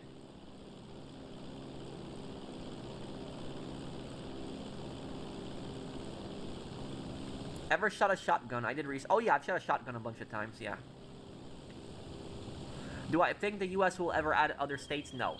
Not in the, no, I don't think that, I don't think the U.S. is gonna annex parts of Greenland or parts of Canada. I think it's all talk.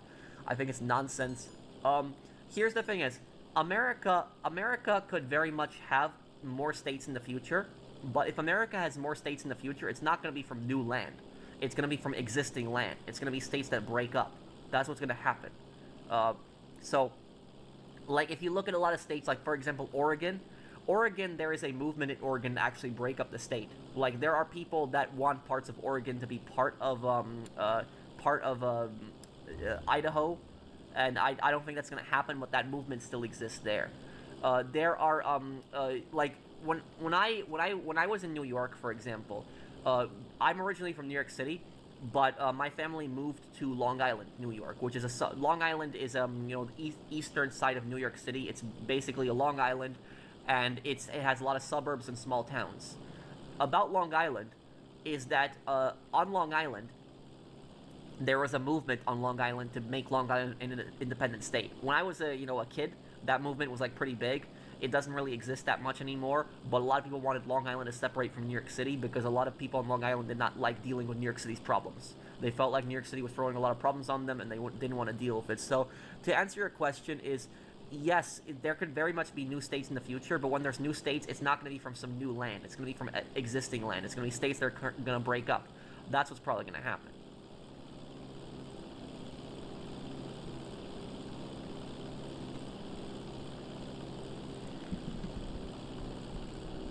Yes, I still plan on playing the Jimmy DLC for Mafia. Okay, I'm gonna leave here. Hey, Professional, I just started to create content for GTA Online, starting from Career Builder as a definitive guide for a new YouTube channel to become a creator for GTA like you. Is it doable? Well, here's the thing, Xavier. And I'll be perfectly honest with you on this. I appreciate the super chat. Trying to grow as a GTA Online content creator right now is very, very difficult. Very, very hard. It was a lot easier back in the day. The reason for that is because GTA Online is past its prime. This update that comes out in June, so the next update that comes out in 2 months, this is going to be the final update. There's not going to be any more updates after that. And GTA Online has gotten less and less views. Less and less views. I remember TGG was in my live stream like a couple weeks ago. He came by to hang out, and I asked TGG a question, and I asked him, did you see like lesser views on your videos, like your GTA videos, over like the past 2 or 3 years? And he told me, yeah. He said that, the channel's been good, but views have been going down. And same thing on my channel, and same thing on a lot of other people's channels. It's not a coincidence. Is that views on GTA have been going down because GTA is just not as popular as it used to be. It's not. A lot of people are just not as interested in GTA Online anymore. So like my channel, for example, I had like record views in like 2019. Like 2019 was my best year. Like I would post like a GTA Online video, and within like a week it would get 100,000 views. That was it. So I still get videos that get like 100,000 views, but usually that happens after like a month. After like a month, a video of mine gets like 100,000 views, where in the past it used to be like a week. So like GTA Online is just not as popular as it used to be. So it's gonna be a lot harder to grow as a content creator. However, though, that doesn't mean that you shouldn't try, and that doesn't mean that you should give up or anything like that. My best recommendation for you is that when the next GTA Online update comes out in June, whatever that GTA Online update is, cover it instantly. Like right when it comes out, like right on the dot, be there. Like right when the update downloads, be there, and just start uploading videos right away on it. Because if you are one of the first few people that uploads content like that, you're gonna get the most amount of views. That's one thing that I hate about GTA Online updates. That's one thing I hate about them, is that it's always like a race to try to post stuff really quickly. So like for me, I don't like rushing my videos. I like to take my time with it, but it's still a rush, because at the end of the day, we are competing with other channels. So like other channels are competing with each other, and whoever gets that video out first is the person that's gonna get the views. So like when there's like a new business or something like that, whoever gets that new guide out first is gonna be the person that gets the most views. Whoever gets the video out on like the new missions and stuff like that, whoever gets the review on the vehicle out is gonna get the most views. So that's what it pretty much is. It's a race. So what I would tell you is, when the new update comes out, whatever it is, just cover it as much as you can. Try to be as detailed as possible with it. Try to get straight to the point. Don't waste time. Don't drag out videos. Try to make them short and straight to the point, and you will get a few hundred subscribers from that. It'll happen to you. But it's gonna be harder. But then when GTA 6 comes out, to start posting content on it, because there are a lot of people that are going to become popular GTA YouTubers that aren't even YouTubers right now. When GTA 6 comes out, there's going to be a whole brand new set of YouTubers. There's going to be a lot of new guys that have never uploaded videos before, and they're going to start uploading guides, and they're going to become the new GTA 6 YouTubers. That's going to happen. We're going to have a new generation of GTA YouTubers. There's going to be people that are going to be past me. I'm 31, so there's going to be people that are going to be like in their early 20s. The next generation of people that are going to be the next GTA YouTubers. So they're coming up. So there's the next generation's coming up. So it doesn't mean that I'm done. I'm still posting like GTA content, and that's going to happen. But there's going to be another generation of people that are going to be content creators, and you could definitely be part of that. That could be you there. So that's what I'll say about that. So when GTA 6 comes out, is don't give up, and post content right away when you do it. Quality over quantity. Thank you. Yeah. GTA lore videos is more popular in GTA Online. That is true. Whenever I make a lore video, it is more popular than GTA Online. That is true. Yeah.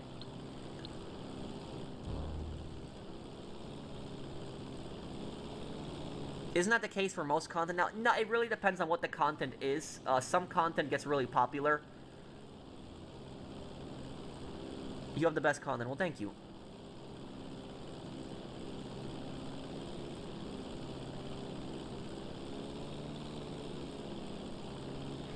My warmongering boomer grandpa wants Cuba as a 51st state, and no, he's not Cuban. Here's what I will tell you. If let's say that America made Cuba a state, right? Let's just say theoretically, let's just play that game, that it happened. That will be a disaster. a complete disaster. It would just be a nightmare. And here's the thing is, I don't want to sound like an imperialist. I'm not an imperialist, but the only way that Cuba would have succeeded as becoming an American state is if America made Cuba a state right after the Spanish-American War. If America made Cuba part of America right after the Cuban-American War, like what they did to Puerto Rico, then yes, you could argue that Cuba might be successful today, and yes, Cuba could be a rich place today. But trying to make Cuba a state today, right now, that would be a complete disaster. So if you want to argue with your grandpa, and you want to make your grandpa look kind of dumb in this situation, tell your grandpa this. Are you going to pay higher taxes to fix Cuba's infrastructure? Are you going to be willing to do that? Because I bet your grandpa will say, no, I'm not going to pay higher taxes to fix Cuba. Well, you're going to have to. If Cuba became the 51st state of America, imagine all the problems America would have to deal with. People in Cuba are so poor. Most people in Cuba don't even own a car. And the people that do own a car are driving cars that are from the 1950s. Like, literally, Cuba's energy grid is a disaster. Like, their energy grid constantly breaks. Like, they need a whole new energy grid. They need new factories. They need new power plants. They need everything new. Everything, their infrastructure, their roads, their trains, everything needs to be rebuilt from the ground up. Like, literally, it's like I'm not trying to offend anybody who's Cuban, but like literally the only way to fix Cuba would be you would have to rebuild everything, the cities, the infrastructure, everything, because it's such a disaster. Everything is just so badly constructed. Everything is just so badly built, and that's what people don't understand. Is people say, oh, we'll make Cuba a state and everything will be good. It's like if you make Cuba a state, you would have to increase taxes so much on Americans to pay for that stuff, and it would. And the thing is, Cuba would not be brought up to standards until maybe like 20 or 30 years. After like 20 or 30 years, then maybe it'll be successful at that point. But like the amount of money that America would have to pour into that, it would be a disaster. And that's what people don't understand, is that Cuba would be a debt trap for the America. That was pretty much would be. Is that if it became like a state, like the amount of just stuff that you would have to pay for, just imagine that, to fix that country. And this is the reason on why. This is the exact same reason on why so many South Koreans don't want North Korea to join them. So if you ask a lot of young people in South Korea today, you ask them, do you want North Korea to ever become part of South Korea? Like no more, Kim Jong-un, no more dictatorship, no more of that stuff. Like if the dictatorship in North Korea collapsed tomorrow, like would you want North Korea to join with South Korea?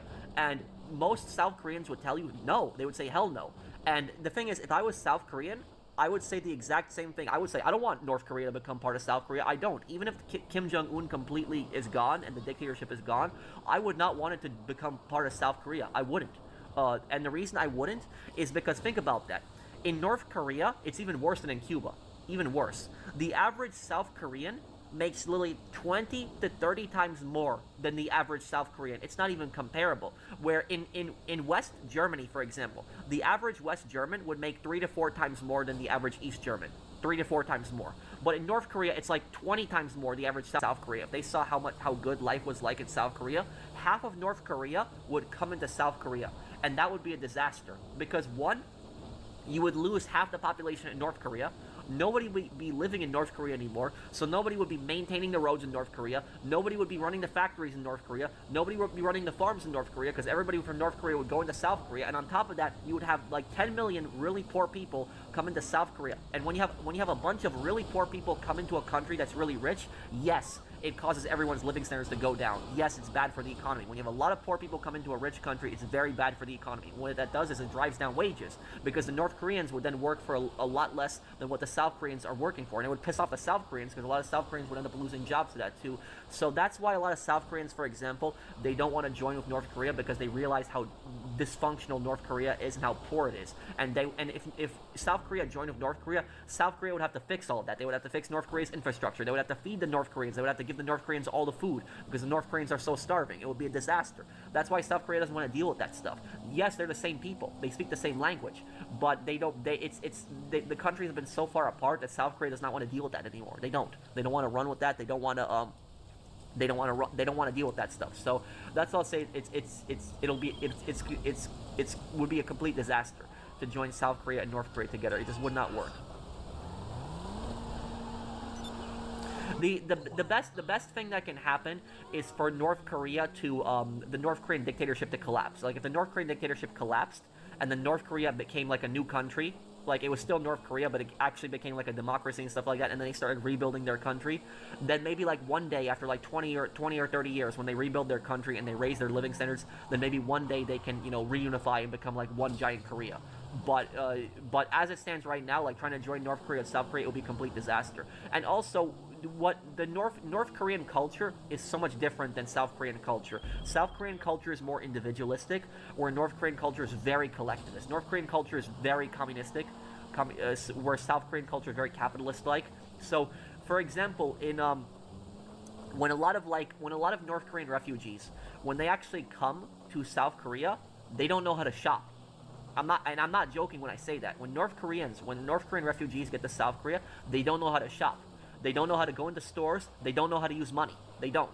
And people are probably wondering, like, what? How do they not know how to use money? How do they not know how to shop? It's because in their country, the government provides everything for them. They use ration cards. So in North Korea, yes, they do have a currency, but they rely everything on rations. And so when you go to a store in North Korea, you don't go and pick stuff up off the shelf. You go to the counter and you tell the person at the counter what you want. You tell them, I want milk, and you give them a ration card and they give you milk. So it's not like you go in the store, you pick up like a basket, and you just choose what's on the shelf. Those supermarkets that North Korea has where they show like, oh, orange juice and like hamburgers on shelf, that's all fake. That's not real.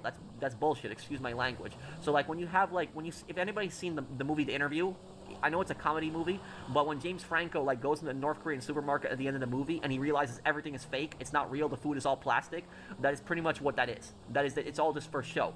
In North Korea, people don't actually shop. They go to the store and they go behind the counter and they tell the person like what they want. That's basically how it works. And even with that, you have limits. The government tells you can only get this much amount of milk in a week. You can only get this much rice in a week. You can only get this much meat in a week.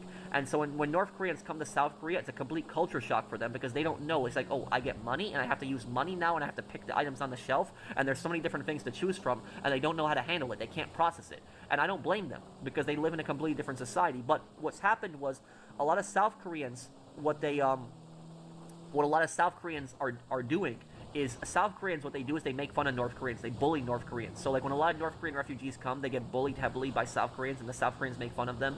And like, for example, that they don't know how to shop.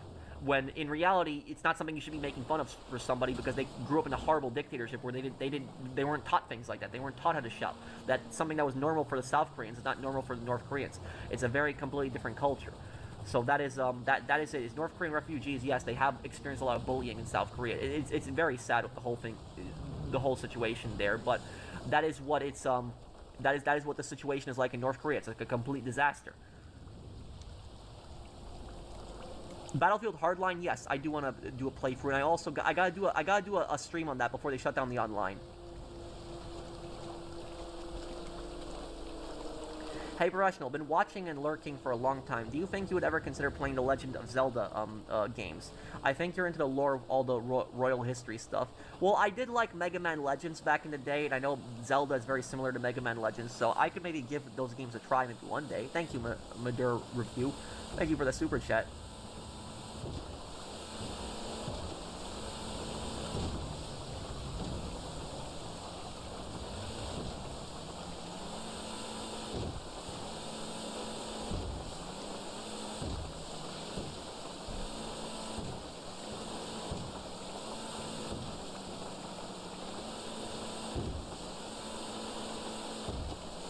How hard is it for refugees to escape? What, North Korea?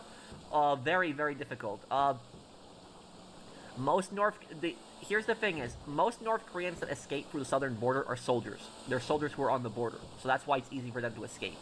But most North Korean refugees, they come from China. They go through the Chinese border, which is easier to escape from, because the Chinese and North Korean border is not as guarded as the South and North Korean border. But China has a deal with North Korea. And they have a deal that if any North Korean refugees are caught in China, China will send them back to North Korea. And this is a death sentence, basically. You're going to get put in a work camp. You're going to get killed.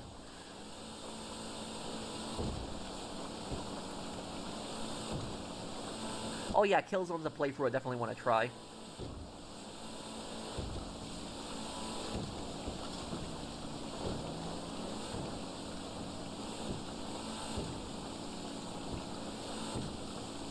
What lore video are you the most proud of? The North Yankton lore video, the visiting North Dakota in real life. I went there and I recorded a lot of things.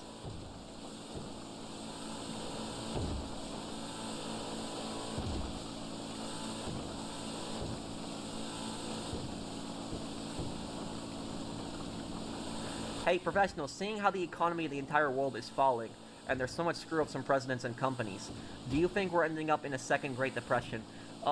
Here's what I will say. Who is James Franco? He's an actor. The this Iran war that's going on, this Iran war, could literally destroy the global economy. It really could. That is why so many countries are concerned with this. They are. Now, here's why.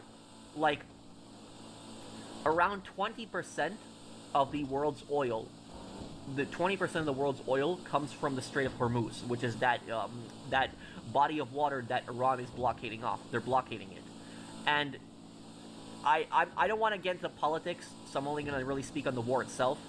But I will tell you this: the United States government are complete idiots, because I don't know why the United States government was like so shocked that Iran blocked the Strait of Hormuz. Like, they were just so shocked by that. I don't know why the U.S. government was so shocked that Iran did that, because literally, is anybody in Iran's position would do that. Like, they would literally block that to disrupt global oil trade. Like, anybody, even if America was in that same geography, they would have done the exact same thing. So any country in that situation, I'm not defending Iran. It's a brutal dictatorship. It's a psychotic dictatorship. But I'm just saying is that any country in that situation would block that body of water to disrupt global oil trade. But I don't know why the U.S. was so surprised that Iran did that. Like, they were so shocked that they didn't see that coming. They're so stupid. And it's so incompetent. But anyways, the reason that's really bad is because we have not seen the full effects yet. 20% of the world's oil comes from the Strait of Hormuz. And think about it this way, is that the American president said, like, a couple weeks ago, he said that, we don't need the Strait of Hormuz. We produce our own oil. He said that. America produces its own oil. And then the other day, he was freaking out about it, and he was saying that, open the effing strait, like, just, saying that. The reason that he was downplaying it at first, he was trying to make it seem like it wasn't a big deal, but in reality, it actually is very much a big deal. Here's the thing. The United States cannot produce a lot of its own gas. Even though the United States has huge gas reserves, especially in places like Alaska, America can't. And the reason that America cannot produce their own domestic oil is because America has a deal with Saudi Arabia. After World War II, America and Saudi Arabia made a deal. And the deal was that Saudi Arabia would be the global oil producer in the world. And America would allow that. In exchange, America would protect Saudi Arabia, and in exchange for that, Saudi Arabia would use the dollar for oil trade. And because Saudi Arabia has used the dollar for oil trade, this has helped the American economy a lot. But if America basically starts drilling oil in Alaska, Saudi Arabia is going to back out of that. And Saudi Arabia is going to stop using dollars, which is going to affect the American economy tremendously. When oil is not being traded in dollars, it's going to affect the U.S. economy tremendously for that. So that's why the United States does not drill as much as, technically they should, because it's their deal with Saudi Arabia. Now, going back to the Strait of Hormuz, here is what the American president does not understand about this situation. Oil prices are not based on local production. They're not. They are based on global prices. So even if you have, like, Alaska, let's just say that America got all of its oil from Alaska, theoretically, right? If the Strait of Hormuz is being blocked, the price of Alaskan oil is still going to go through the roof, because the price of oil is set globally. It's not set based on, what you drill in Alaska. It's set based on globally. And when the price of oil goes up in the Middle East, and because the Strait of Hormuz controls 20% of the world's oil is going to go up everywhere in price, including Alaskan oil. So it doesn't matter where the oil is coming from. Oil is going to go up in price regardless everywhere, because it's just based on international. It's not based on local oil. It's based on international sales. So that's why the United States is so desperately trying to open the Strait of Hormuz, because they know that if this keeps getting blocked, oil is going to keep going up, and it's going to keep increasing. And here's the thing. China produces a lot. China gets a lot of its oil from the Strait of Hormuz, and this is pissing off China. China's getting pissed about this. Now, China is not really saying that much about Iran, because China wants to keep friendly relations with Iran, so they're not really criticizing Iran in this aspect. But China is getting mad, and when the price of oil goes up in China, that's going to be very, very bad, because China is the world's leading manufacturer. China produces a lot of the world's products. Like your TVs, your PlayStation, or your phone, a lot of that stuff is produced in China. If the price of oil goes up in China, it's going to increase the price of all of those goods. All of it. So not just groceries, every electronic you buy is going to go up in price because of this war. It hasn't happened yet, but it's going to happen. If this war keeps dragging on, that's what's going to happen. All the price of everything in stores is going to go up because of this stupid war. And the situation gets worse. With higher gas prices, what's going to happen is supermarket food is going to go up in price as well. So everything that you buy in the supermarket, that is going to increase in price as well. That is going to go up because of transport. You got to pay, the people in the trucks to get the stuff to the supermarkets. You got to put them on trains and stuff like that, on planes, whatever you're using to ship the stuff, on boats, whatever you're using to ship it, you have to use fuel. And so that's going to increase the price of groceries. And groceries are going to go up in price. And everything else is going to go up in price. And so what we are looking at right now, if we don't stop this war, if we do not stop this, this is going to turn into a global recession. That's what this is. This is not going to affect just America. So a lot of people might say, oh, I don't live in America. It doesn't affect me. It doesn't matter. Wherever you are in the planet, this war is going to affect you. This war does not end. This is going to cause a global recession. Now, some countries are going to be better off than others, but some countries are going to have a lot of problems. Like one country that is about to collapse, like it's literally about to fall apart, is the Philippines. And the reason the Philippines are about to fall apart is because the Philippines gets almost all of their oil from the Middle East. And the Philippines only has like 40 days left of oil reserves. And they are so desperate for oil that what they are doing is they're powering cars based on coal right now. If this war does not stop soon, the Philippines could literally collapse. Like their entire economy could collapse because of this, even though the Philippines is so far from this entire conflict because they rely so heavily on oil from the Middle East. So this, like I'm saying, is that this is just this is literally could be a disaster waiting to happen. And anybody who has also, mortgage rates have already gone up. Mortgage rate stuff that you borrow money for houses, that's already gone up. So if anybody here was alive in 2008, if you were alive in 2008 and you remember that time, if you're not like a baby and you remember that time, you remember the recession, this could actually be worse than the 2008. If this war does not end soon, this could literally turn into a global recession, and this could really destroy the global economy. So that's why I'm saying is that the United States government are just so stupid for starting this war. They are. I don't support this war at all. I'm not for this stuff. I don't want to get into the whole political drama. I'm a non-interventionist. I don't support alliances. I don't support America being in alliances. I don't support getting involved in other countries' affairs. And so I wish we would take care of our own country.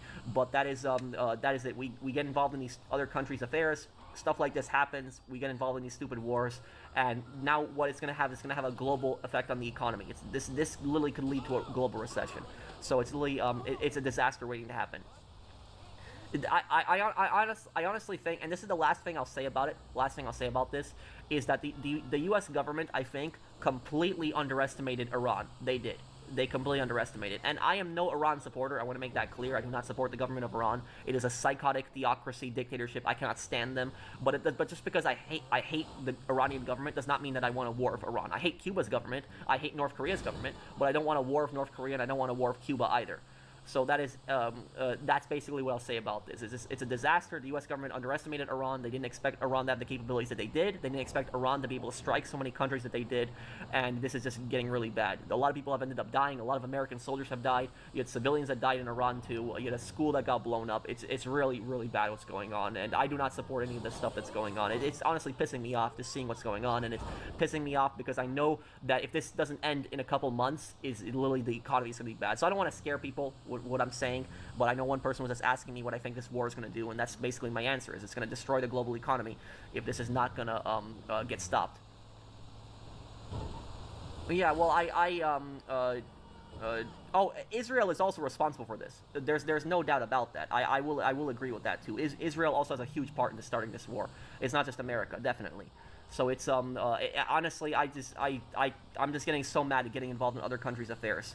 I'm so annoyed about that.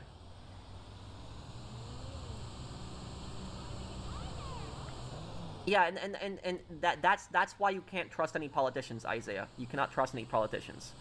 That's what I would say is I will just say this. I'm not a very religious person. I'm more of an agnostic. But I will say this. If the devil exists, if he came down on this planet right now, his best friends would be politicians. Those would be the people that he loves the most because they lie, cheat, and steal and get what they want. That would be the people that the devil would admire the most.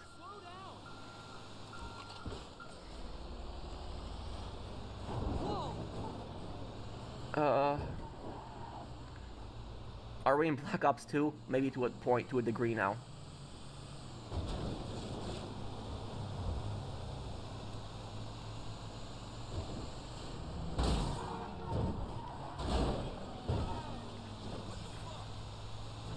Oh, carbon taxes definitely increase prices on gas, definitely. There's no doubt about that. They do.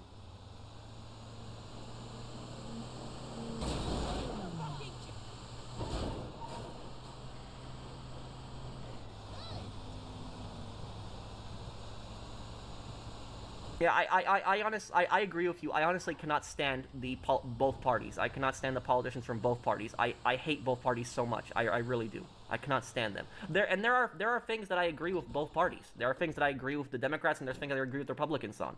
But I cannot stand both parties. I cannot stand both of them. I don't like either of them. I don't want to, but I don't want to get into the whole political drama. This is a gaming channel. Will I play the Getaway games? I love your channel. Yes, I gotta play the Getaway games. I have one of the Getaway games. I have it too. The Getaway Black Monday, I think it's called, or Black Sunday. I have that one on PS2. What updates do you think GT Online should have right now? A story DLC.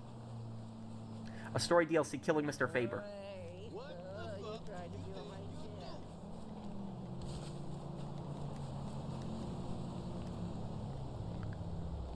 I am numb from the Iran war, yet my patience are running thin. I want the global recession to happen already. You do not want that. Never killed anyone. Thank you for the super chat, but I'm telling you, do not want that to happen. Pro for president 2028. The thing is I will tell you. Would I even be old enough to be president in 2028? No, I wouldn't. I think you have to be 35 to be president. Isn't that the age? I'm 31, so I would be too young, I think, to be president. But the thing is I could never become president. And the reason I could never become president is because I feel like the CIA would assassinate me if I was president. Like, I think they would kill me. So I don't think I could ever be president.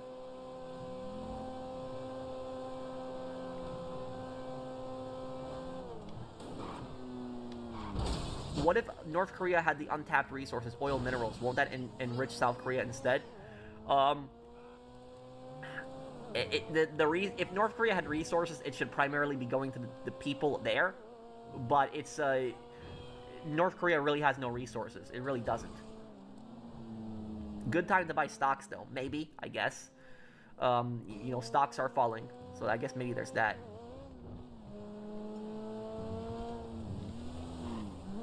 Does anybody need help with a heist, by the way? I can help you with a heist. Anyone need help with a heist?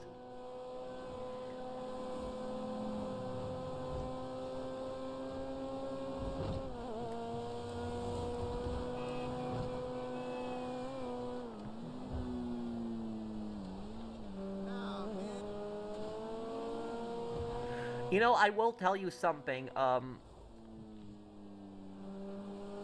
You are misinformed, professional. Situation in Australia and India is even worse than the Philippines. I don't know about that, dude. I've seen some really horrible things going on in the Philippines right now. I have friends that live in Australia. I talk to them, and yes, gas is going up in Australia, and the Prime Minister talked about it recently, but it's not near the problem that the Philippines is having. About India, I don't know that much about India, so I don't know I'm sure they're having some gas problems from this. But I think that India is actually, I think, buying more gas from Russia, because the US actually took sanctions off of Russian gas, and so what India does is India buys gas from Russia, they refine it, and then they resell it. And I think that might actually be helping India, actually.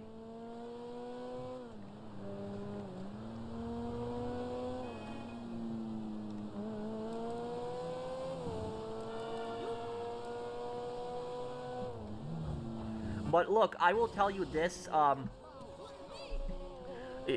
will tell you this, the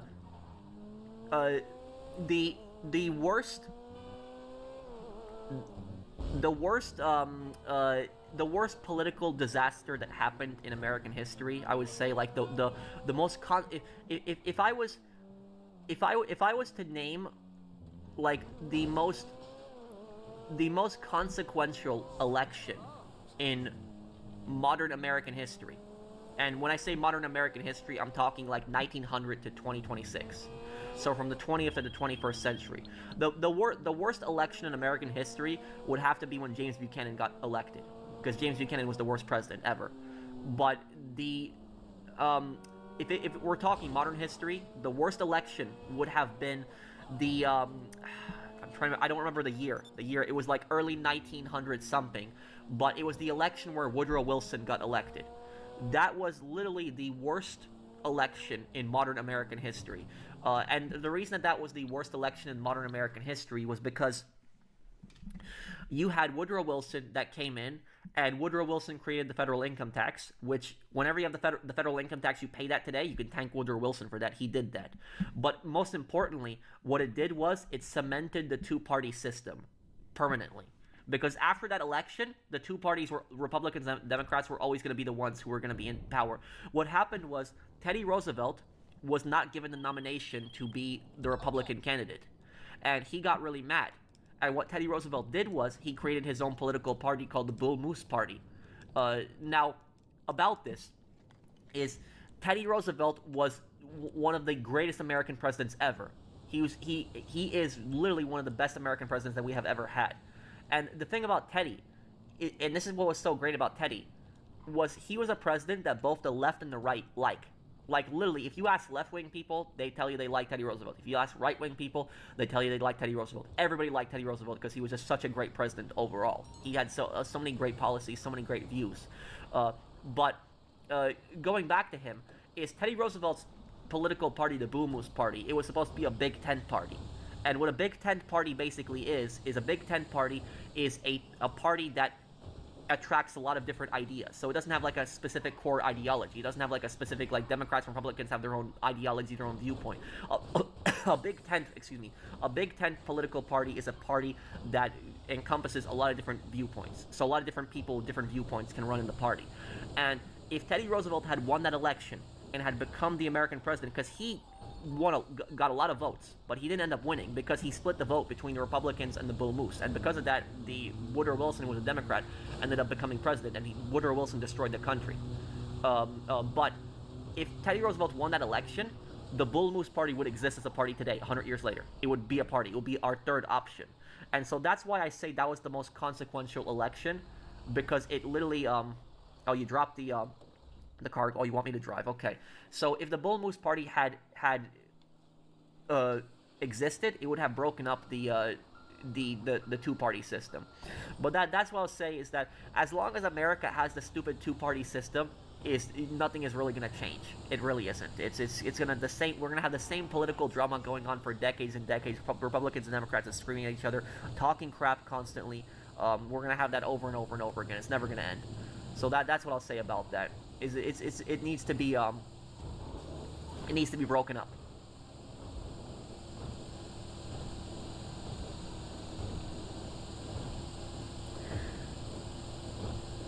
It takes a strong man to deny what's in front of him, and if the truth was undeniable, you create your own. Have you played Spec Ops: The Line? No, but I know the game. I know it has an extreme anti-war message, but you gotta check out my Ace Combat playthrough if you like that game, because Ace Combat Zero has a very big anti-war message. Oh, you wanted to switch semis. That's what you wanted to do. Okay. Well, I guess we could switch semis, but it's 5 kilometers away. Thank you, Never Killed Anyone, for the super chat. Yeah, I'll play the Warriors game. Okay, Toxic, wait until I get down the hill. When I get down the hill, I'll give this to you, because I'm gonna gain some speed right here.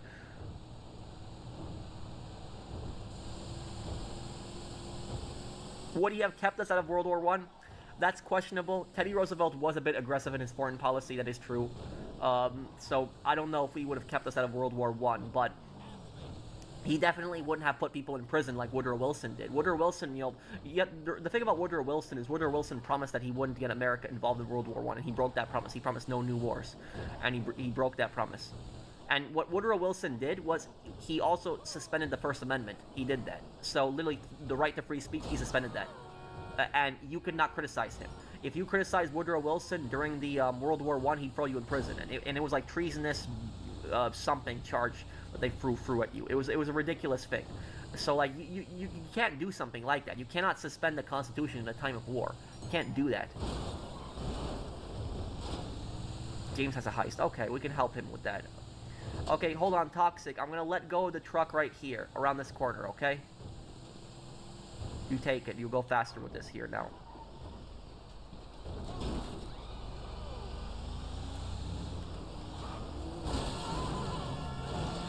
Woodrow Wilson also endorsed the Ku Klux Klan's movie, yes, The Birth of a Nation. He played it in the White House. Not only that, but Woodrow Wilson also segregated the government. So the federal government was desegregated. He resegregated it. He did that. And that's the thing is that a lot of times one thing that I have noticed a lot about Europeans, for example, is a lot of European people, what they tend to do is they tend to judge American presidents based on what they did for Europe, but not what they did in their country. So like I've noticed that they tend to do that a lot. And so like a lot of Europeans, they will tell you, oh, Woodrow Wilson was a great guy because, you know, he got the U.S. in World War I and he helped, you know, defeat Germany in World War I. But they have no idea about the bad things that he did in America itself. Like they don't know that he literally supported the Ku Klux Klan. They don't know that he segregated the government. They don't know that he put his political opponents in prison. They don't know he created the income tax. Like literally, it's just, you could keep going on and on with Wilson. He was such a scumbag. He was such a piece of crap. One of the worst American presidents we ever had definitely was Wilson.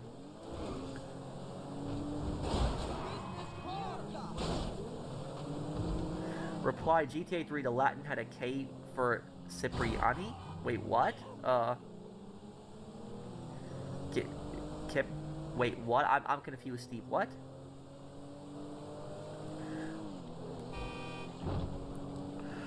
Well, I can understand that feeling, Will, but the one thing I will say about that, thank you for the super chat, is you shouldn't be a pacifist, because there are times when you need to defend yourself, but you should never be an aggressor. There's a difference between being being a non-violent person and being an aggressor. That's what I would say.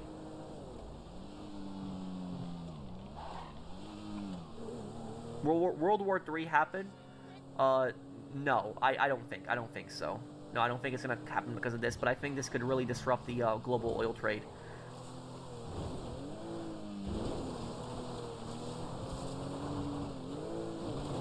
What do you think would have happened if Victor Vance listened to himself? He'd probably still be alive.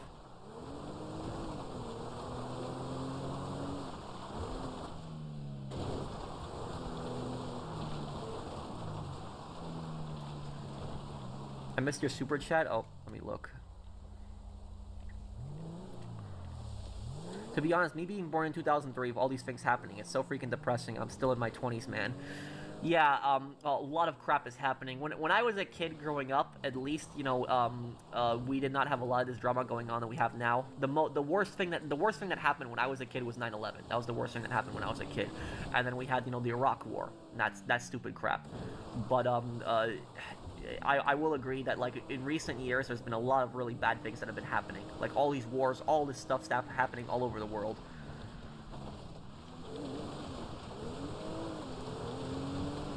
Didn't the state of Tennessee also have a corrupt governor that led to the Battle of Athens? He wasn't a governor. He was a sheriff. I think he was a sheriff of a county. And he was, what basically happened was, there was this, he was either a sheriff or a mayor. That's what he was. Here's what ended up happening. There was this small town in Tennessee, and the sheriff in the town was like a neo-Confederate. And what he did was he had just, with his corruption, he nearly bankrupted the town because he stole so much of the town's money. And what he did was he stuffed ballot boxes, he rigged the election in the town, and the most extreme thing that he did was he did not allow black people to vote, which you can't do something like that. But he didn't allow black people to vote. And then what happened was all the people that were in the town, most of the guys in their 20s, were fighting in the Pacific during World War II. And so those guys went through hell fighting against the Japanese. Those guys literally dealt with just so much BS, just seeing their friends die, dealing with bonsai charges, just the hot tropical conditions, not getting to eat every single day, starving, dehydrated. It was horrible. And when imagine those Pacific World War II veterans, those guys come back to their town. They come back home after the war. They're expecting to finally rest, take it easy after fighting the Japanese for so many years. And they come back, and they see this scumbag sheriff has basically taken over their town, destroyed their town, bankrupted their town, and is rigging the elections in the town. So basically, all of the veterans, that when they came back, they got really pissed off. They got their guns and they surrounded the police station. And they took the corrupt sheriff hostage, and they took all the corrupt police hostage, because the police were in on this. They surrounded the police station, they opened fire on it, they released everybody from the jail, and they detained the corrupt sheriff. And here's the thing: is when the U.S. government got involved in this situation, none of the soldiers got arrested for that, because the U.S. government said that the soldiers were defending the town, because the sheriff, I don't remember if he was the sheriff or the mayor, but he was either one of them. He was very corrupt. And that's what the Battle of Athens was. It was a bunch of World War II veterans that came back. They were pissed off after, and the thing is, you can understand how pissed off the World War II veterans were. Years of fighting the Japanese, and then they come back and they have this bastard that just basically just destroyed their town. So that's basically what happened. So when people say, for example, that the Second Amendment has never been used to defend themselves against a tyrannical government, that's a perfect example right there. Is you had a tyrannical sheriff, corrupt sheriff, that was destroying the town, and when the veterans came back, they basically just took care of him and they ended the whole thing. Thank you, Railroad, for that super chat. How do you think Europe would be different if the U.S. did not join World War I? If the U.S. didn't join World War I, Germany probably would have won. It probably would have. So, for example, the U.S. gets a lot of hate for entering the war late, but what they don't understand is that the United States contributed greatly towards ending World War I, because Germany had the largest military in Europe besides Russia at that time. And when Russia pulled out of the war in April 1917, Germany took all of their troops on the eastern side and then put them on the western side, and they outnumbered the French, it outnumbered the British, and there was a chance that Germany could break through and end the war. And that's one of the reasons the U.S. got involved in the war, is because they lent Britain and France so much money, and they were scared if they didn't pay that money back, that the American economy would end up collapsing. So Germany might have ended up winning, but the thing is that if Germany won World War I, Germany would have done the exact same thing that Britain and France did, but just to them back. You know what Britain and France did, how they bankrupted Germany and took away their empire and their king and everything like that, is Germany would have just done the exact same thing towards France and Britain, and then there's a possibility that France and Britain would have been the ones that would have fallen to fascism. There's a possibility, Oswald Mosley might have, he was the British version of Hitler, basically. He was a fascist supporter. He ran the fascist party in Britain. There's a possibility he could have come to power, and he could have become a dictator of Britain, and he could have started World War II. So that's what could have happened the other way, where it could have been that Britain and France might have fallen to fascism instead of Germany. But that's probably the situation would have happened if the U.S. had not entered World War I. Is probably that war might have been lost for Britain and France. Thank you, Snowy Imp, for supporting my channel for 8 months. Okay, whoever has their heist, just invite me and I'll help you with your heist right after this.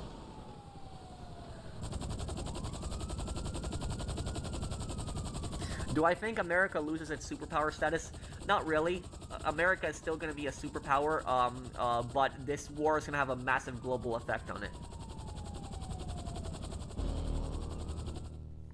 Sorry for being nihilistic and wishing for global recession. I'm getting too close to be like Cole Walker from Spec Ops, The Line. Well, yeah, I get it. It's like a lot of really bad crap is happening right now, and like I said, I'm just personally so sick of a lot of the stuff that is happening. I do not trust any politicians. Like, I think that almost all politicians are pretty much crooks. I don't think that there's really anyone that you can really rely on or anything like that. It doesn't mean that I don't believe in like a republic, or I don't believe in like a democracy. I still do. I still believe in a republic and a democracy, but I have basically lost all faith in the government and any politician whatsoever, anything like that. This all the BS that's going on. There's a reason that the American founding fathers warned us that government was evil. Like, would you say the USA lost to China in superpower? Well, at this rate where it's going, yes, China could overtake America as a superpower at this rate.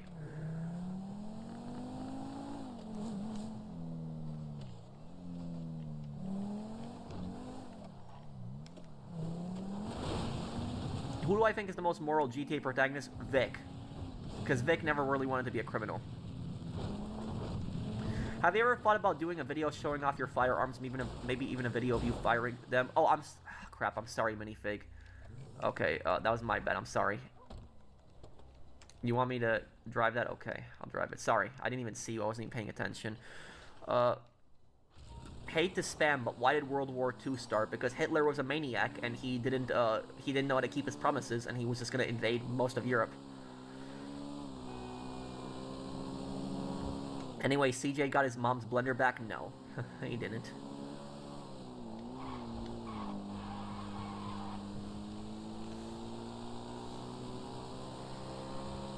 Next week, Thursday, it's my birthday. Oh, happy birthday, Jatchent. When's the Russian-European assault part coming? Tomorrow? I don't want to get into politics, Degree.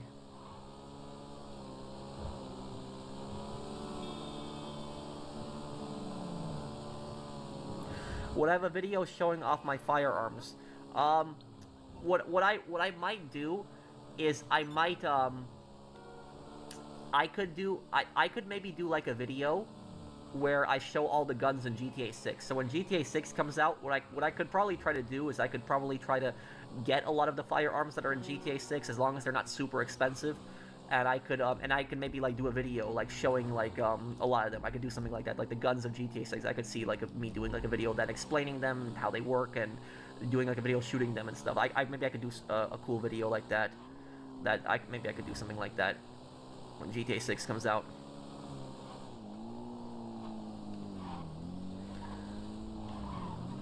People will put your pictures into the news under false circumstances. People already do that with AI. Like people already like create false pictures and everything like that. Is there a Battle of the Bulge in the European assault? Yes, there is. That's the final part of the game.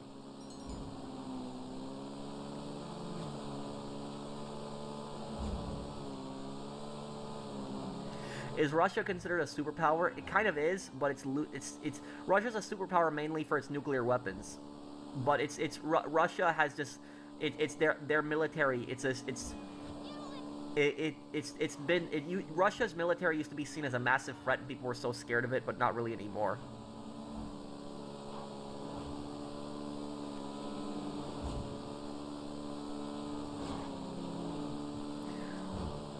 I don't know, Puxy. When GTA 6 comes out, I'll figure out if I want to make that video or not.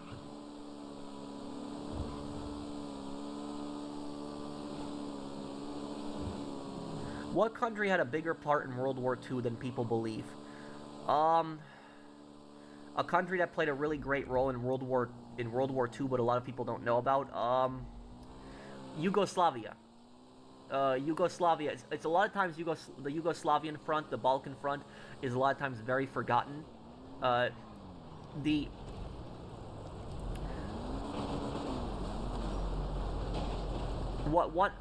example, the Yugoslavian partisans were literally the most effective. They were literally the most effective partisans in World War II. They were the most effective resistance members. Like, they were the only resistance group that really largely pushed the Nazis out on their own. There was other resistance movements across Europe, but they had help from the Allies, where the Yugoslavian partisans were the only partisans that really pushed the Nazis out of their country without really as minimal help from outside forces. What is the most cursed gun image that you've ever seen? I have to answer that question in a specific way. Are you talking about real life or video games? When you say cursed gun image you've seen, are you talking about a gun in a video game, or are you talking about in real life? Any updates on the GTA 4 remaster? It's not coming out, Joelda. If it was, it would have come out around Christmas time. It's not coming out.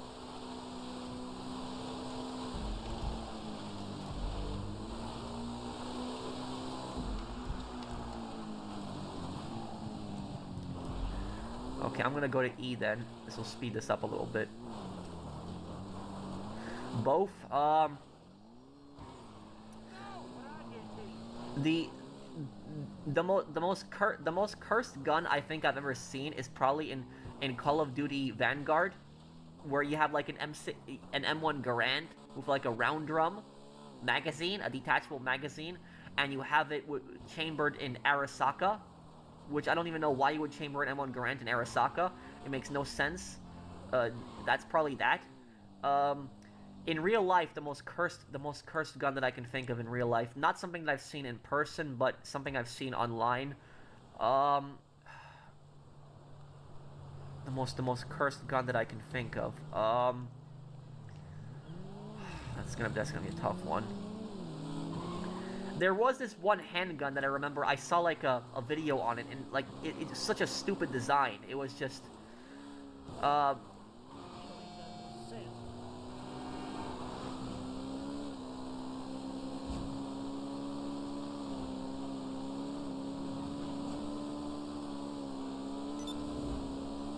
Okay, James, I will join you in just 1 second. Hold on.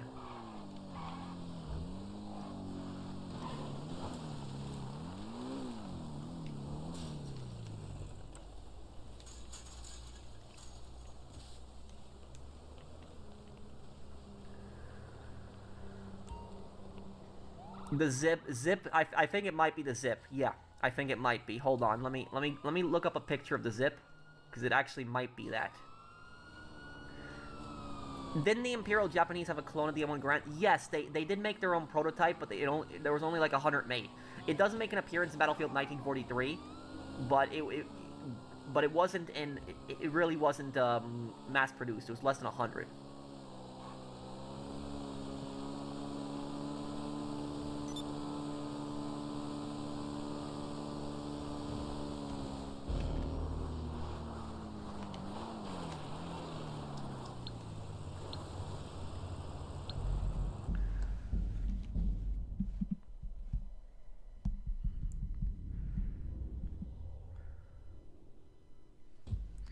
What's your opinion on Artemis 2?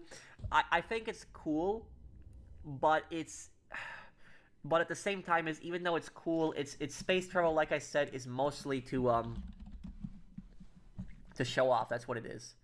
Oh yeah, the Zip 22. Yes, the Zip 22. It's like the stupidest handgun made. It's that.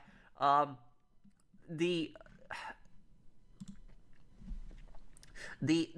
other there's two other cursed guns that are really bad. The most cursed gun of the American Civil War is the revolving carbine. So there was a carbine that was a revolver. So it was like a rifle that had a revolver system to it.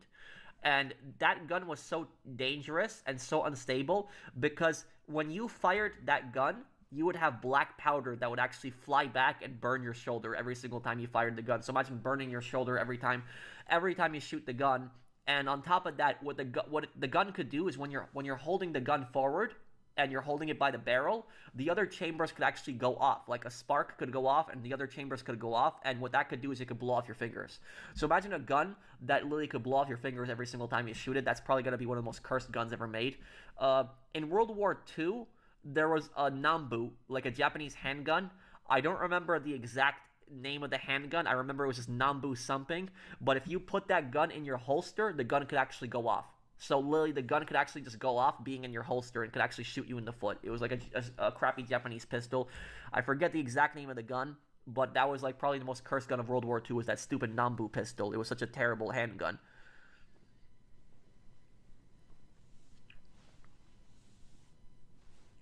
Cash. Okay, here we go. We're going to get all the money here. Let's do it, James. Ready?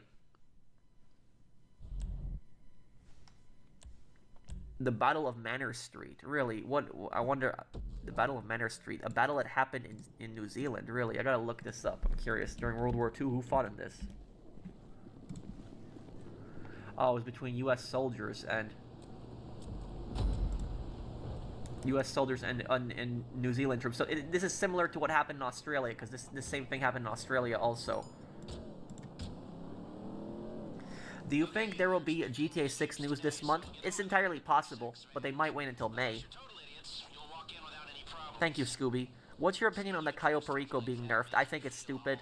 I don't know why they did that. Are you driving, James? Or Tom? Tom, you gotta drive.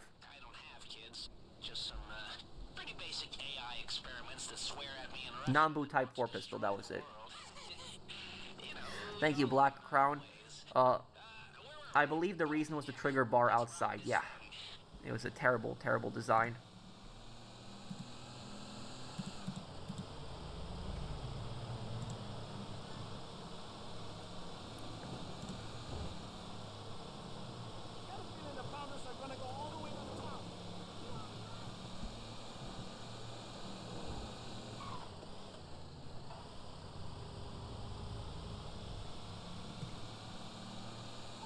Well, Cayo Perico got nerfed a bunch of times. I don't know if it got nerfed recently, but it did get nerfed a bunch of times.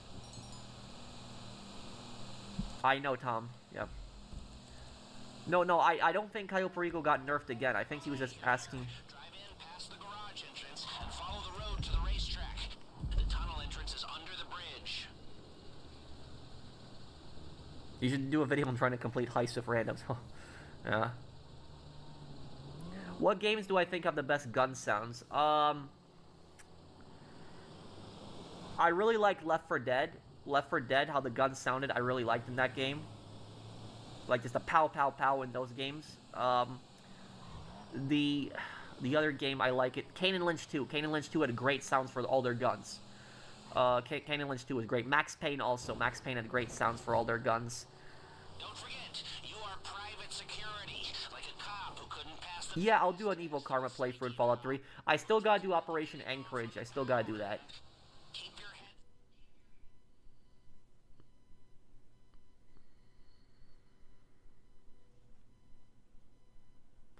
If you lack the stomach to kill for your country, at least show me you're willing to die for it. Reznov, yep. That is Reznov.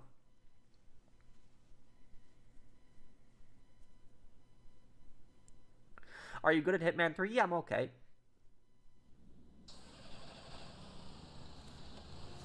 I could maybe one day, Austin. Do I think Japan could ever change without the atomic bombs? Well, if Japan's the one thing what changed Japan was the end of World War II. If Japan's government did not change after World War II, Japan could still be a brutal monarchy. You're earlier than expected. Just gonna check your VI number? Chip delivery, huh? Sure. Go straight through and leave her on the left. You can take the elevator or stairs down to the vault.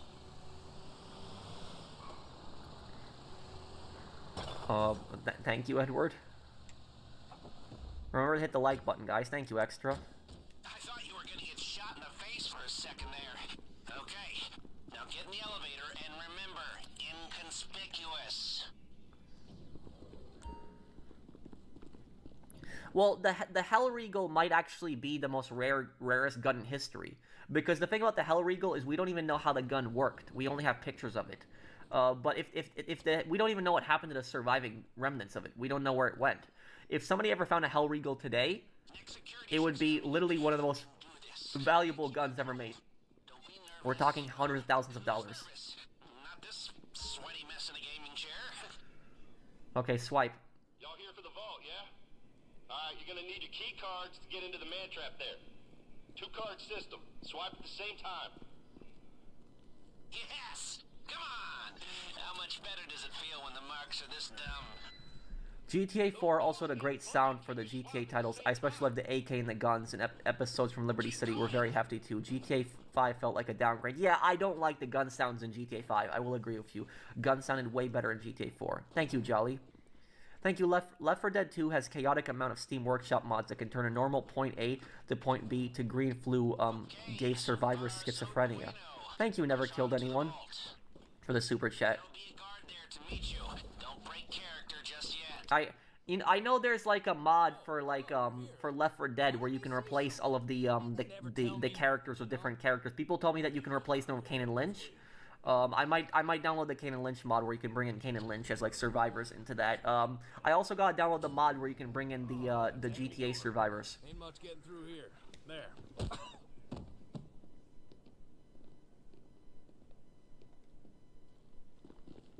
Hit the cash. Get as much as you can. If each of us gets 3 carts, we'll get this done. As we stayed under the radar, we have a little more time here. Now, your hacker can block the security sensors while you're in the vault, but only for a while. If the system goes quiet for too long, it triggers the alarm as a failsafe. And, did I mention that if the alarm goes off in here, they'll flood the place with nerve agent? No?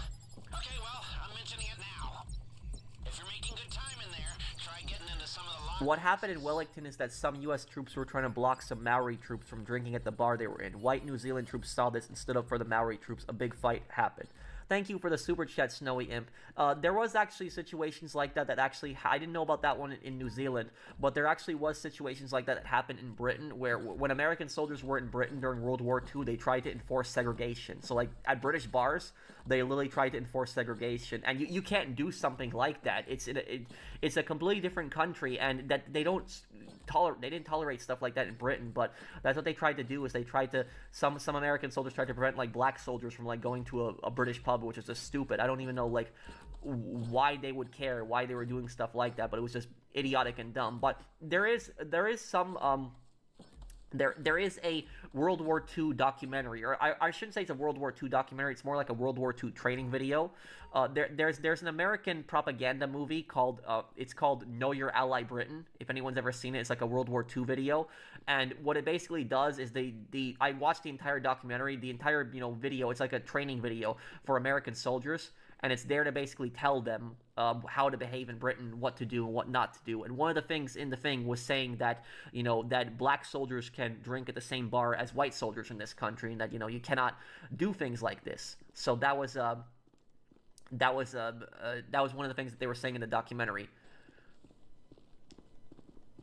And the thing is, this was a video that was made by the U.S. government, but that training video did actually tell the American soldiers in the training video that we are all Americans and we are all fighting against the same enemy, and that we should not be united. And that was actually one nice thing that they actually had in that video. I'm actually surprised the World War II like training video had that included in that like we are all like Americans and stuff like that, because that's like a 1940s U.S. government film.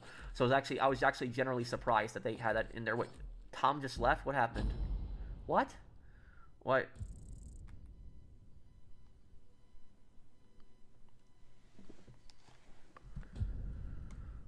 Saints Row 2 gun sounds amazing. Yes, some of them do. I like the AK sounds. Thank you, Isaiah Zay. I still got a PS5 for $550 at Walmart on the 4th. Best game for gun sounds, in my opinion, is Ready or Not. With volume up, I dread using C2 explosives. I know that's like the SWAT tactical game. A lot of my friend has constantly recommended it to me. Why is that gun lost? Can't anyone make them? There has to be blueprints or something, right? They had to produce the gun in the first place. Hey, Blitzkrieg 7715.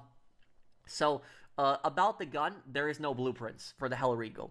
I'll actually post. I'll show you a Wikipedia article on it. Hold on, Blitzkrieg. Thank you for the super chat. Let me put this one in here.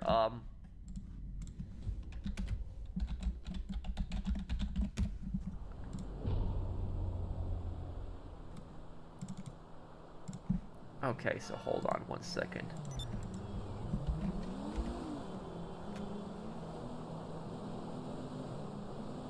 Okay, so you see the comment that I just pinned there? That comment? That's the gun that we were talking about. What the Hellriegel basically was is the Hellriegel was a World War II it was a World War II machine gun. It was the magazine that you see in Battlefield 1 is not a real magazine where you have that like round drum. The round drum in real life was not actually connected directly to the gun. It actually had a belt system that it was connected to, and you had to fire it, crouched or prone. You couldn't just run around with the thing. It was a water-cooled machine gun too, but we don't really have more information than that. I don't think we even know what bullet it fired. So there's not much more. It was like an Austrian experimental machine gun. And so it's like one of the first few water-cooled machine guns that existed in history. So we don't know the full design of the gun.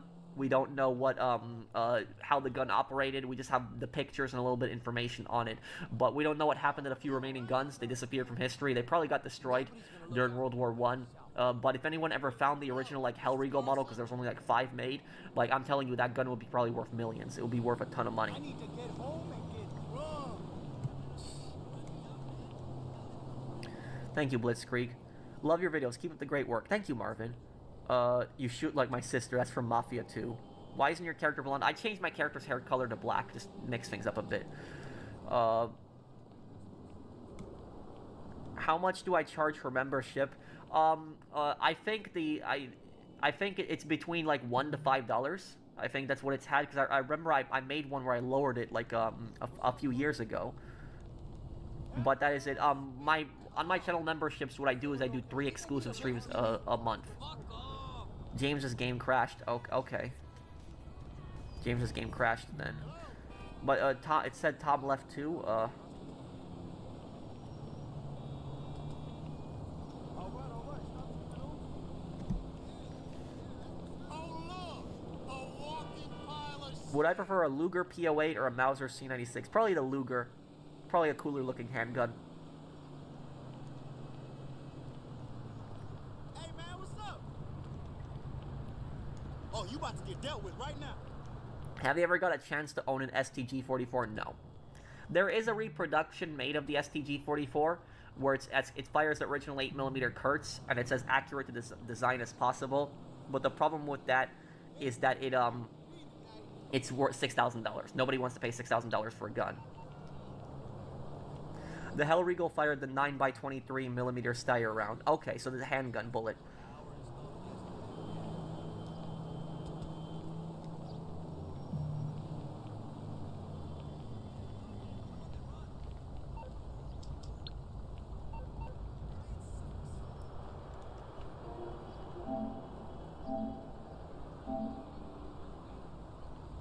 Okay. You know who would be able to find a Hellriegel? Nathan Drake. I could play Uncharted one day, maybe. Yep.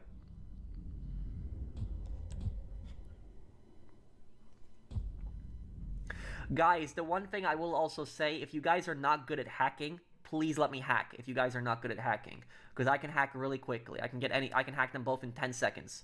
That's what I'll say about it. Is if I don't know how good you guys are at hacking, but if you're not good at it, just please let me do it.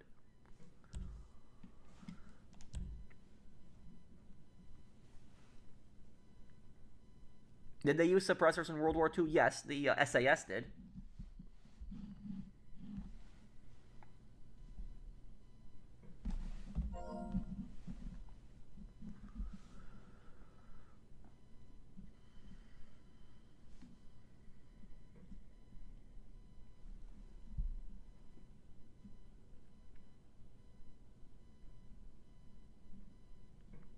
Who showed G?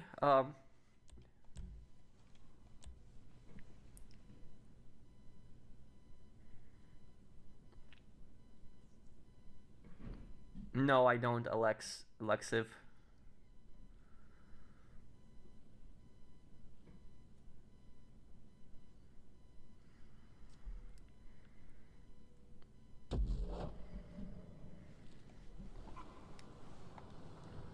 What is your favorite gun that you own personally? My favorite firearm that I own,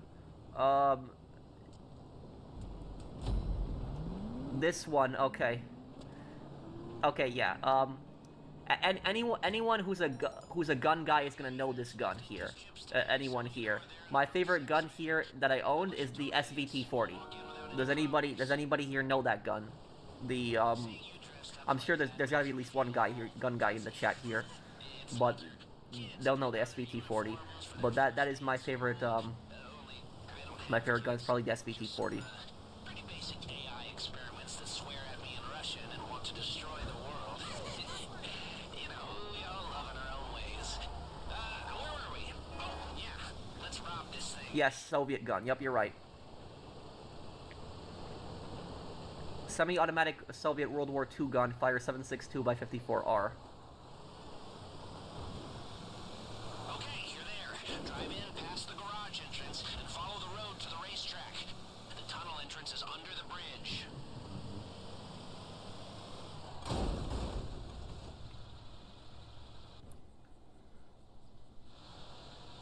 Yeah, I could play Ready or Not one day.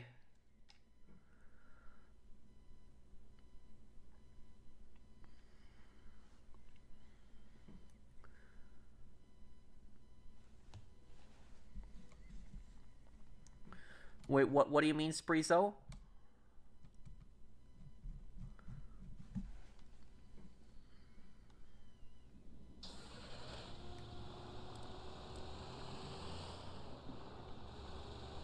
Now play it cool. You're doing your usual day-to-day delivery job. You've done this 1,000 times. You're earlier than expected.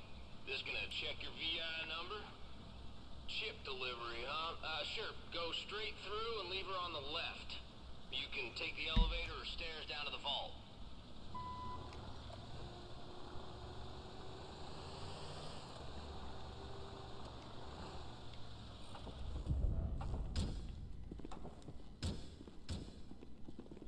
I thought you were gonna get shot in the face for a second there.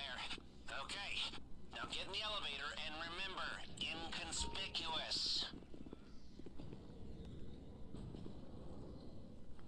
Having my wisdom teeth removed tomorrow morning. Ah. It might feel weird at first because you don't have teeth in that spot anymore, but it's I wish you the best, man. I hope it goes fine for you. You need to keep her cool. Don't be Howdy. You looking for the vault? Thank you, Midnight Metro. Okay, swipe. Vault, yeah? Alright, you're gonna need your key cards to get into the man trap there. 2-card system. Swipe at the same time. Yes! Come on! How much better does it feel when the marks are this dumb? Hey Mario, how you doing, dude? Okay. Is Vlad Dracula Untold from Dracula Untold his anti-hero or hero, and why? More of an anti-hero. He did some villainous things, but he wasn't a complete villain. Isn't the SVT also the reason why the Nazis made the G43? Yes, the Gewehr 43's design was based on the SVT-40. That is true, Jolly. Oh, Skip this, please. Here. Why didn't they say something? Man, they never tell me nothing, you know? I'll get it open for you.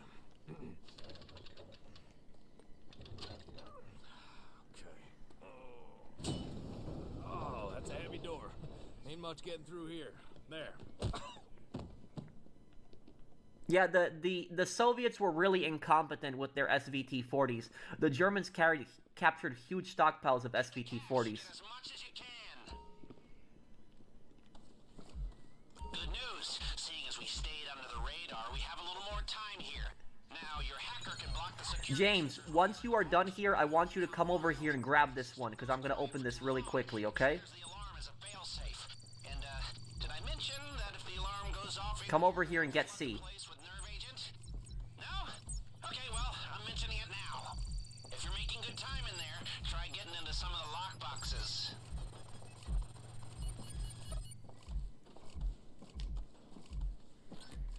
Get C, James.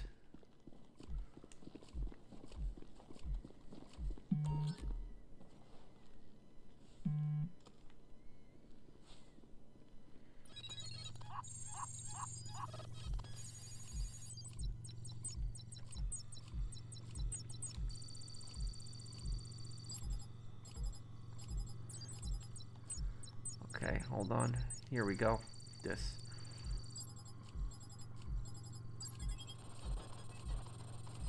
Oh, I didn't know they charge you more for Apple sprees, though. God damn, how many locked doors are in this heist? Okay.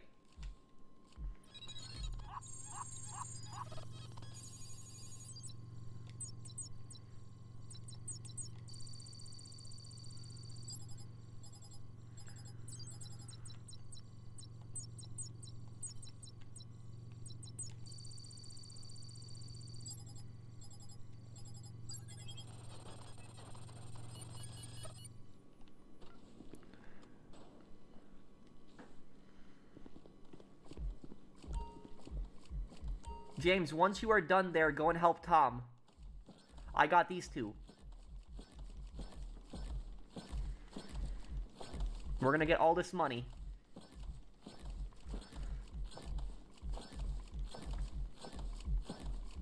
Okay.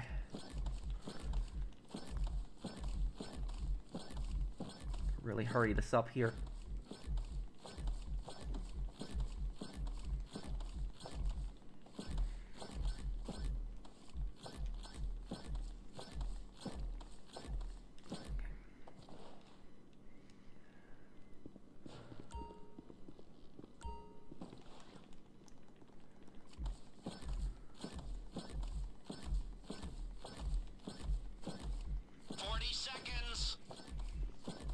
Okay, this is gonna be cutting it close.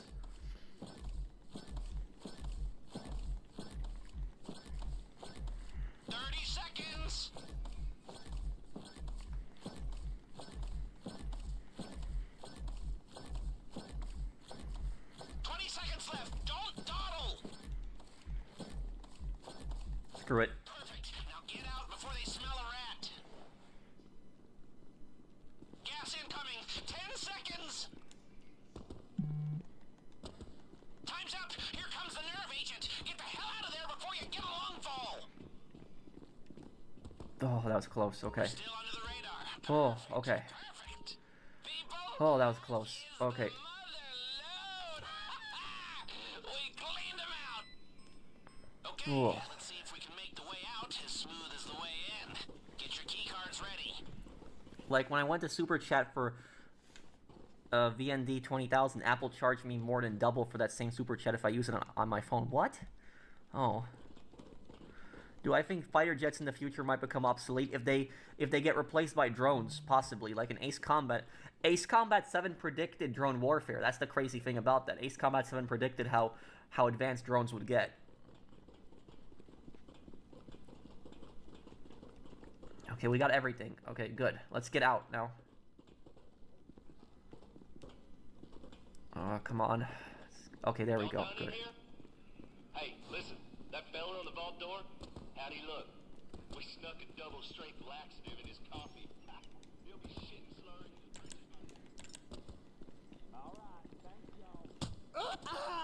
Get in the cargo elevator and use your key card. Play it cool. All right, now stay calm. Everyone get in there. You came through the checkpoint. Nothing to see here. Back the way we came is too risky now that you're carrying the loot. Let's fall back to the... Okay, I need you to stay calm. They've seen what you did to the vault, and now the whole place is locking down fast. They know you're still in the building. Okay, we can't go through there. Okay, we're gonna have to go the way around. Change your outfits. We need a fresh start if you're gonna make it out of here under the radar. Very sharp. Now relax. Wait. And waltz right through the front door. Okay, you were so lucky there. Closing in on us. We need to pick up the pace. Security is sweeping the whole building. Stay one step ahead, or this whole thing goes south.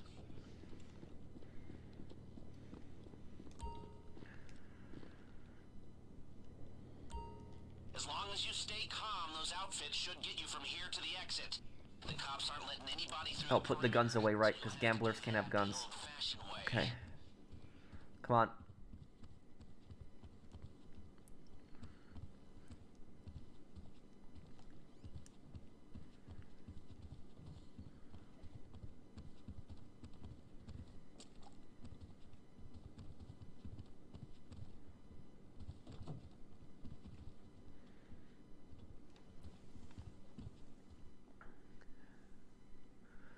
Okay, here we go.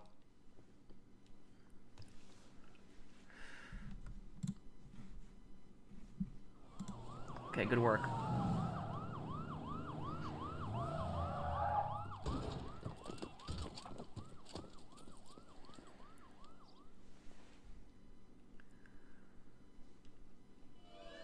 You're looking good, but don't push your luck. Stay away from the cops.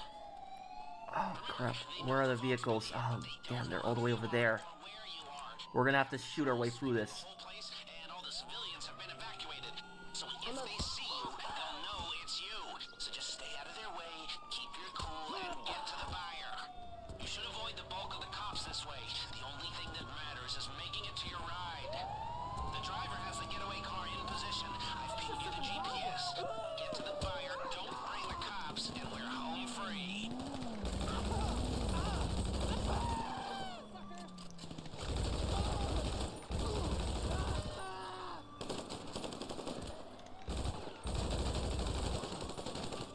Go, use this shade over here for cover. This deck.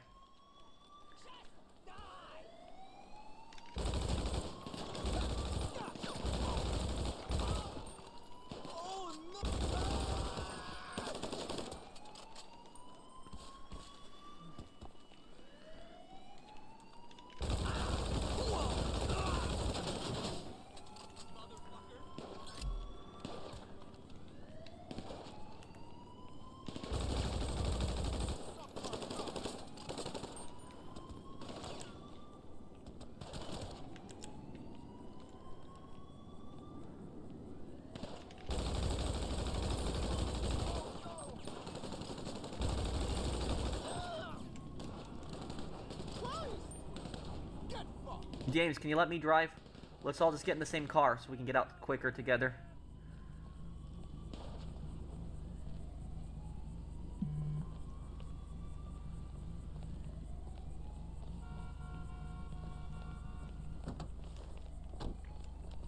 Okay, everyone get in.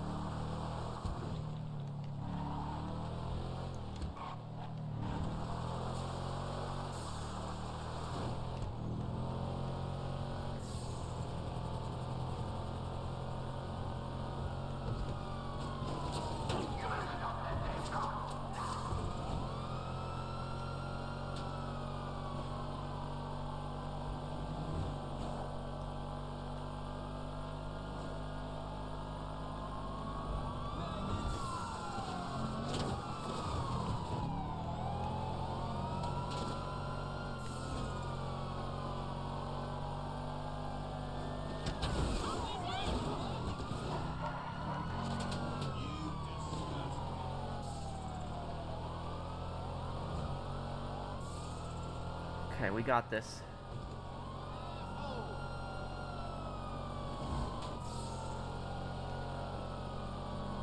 We got this, we got this. Okay.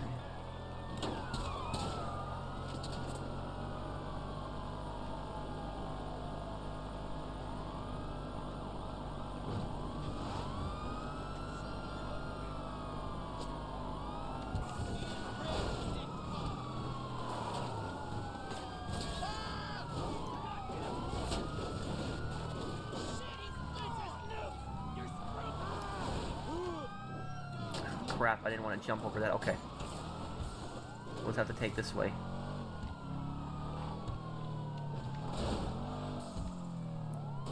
Here we go. We're good.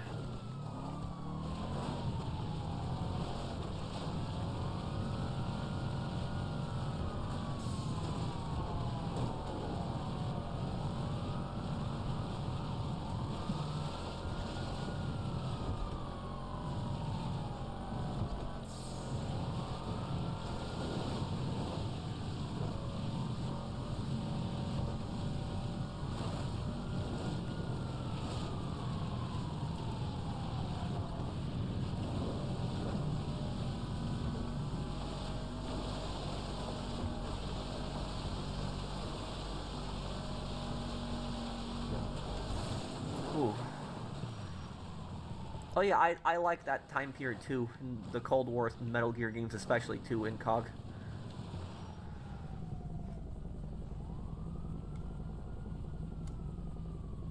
You guys like my driving there?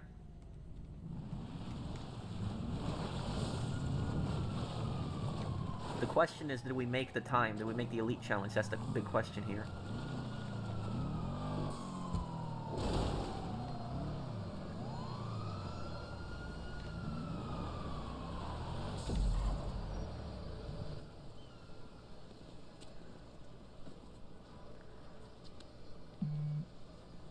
Oh.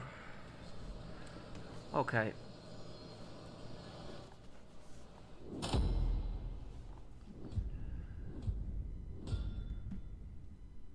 What's your PSN Puppet Master? Okay. Well, a lot of people told me I should play Packy in a GTA 4 movie because they told me I'd look like him. Yes, we got the Elite Challenge. My first name is Patrick anyways, too. That's the ironic thing.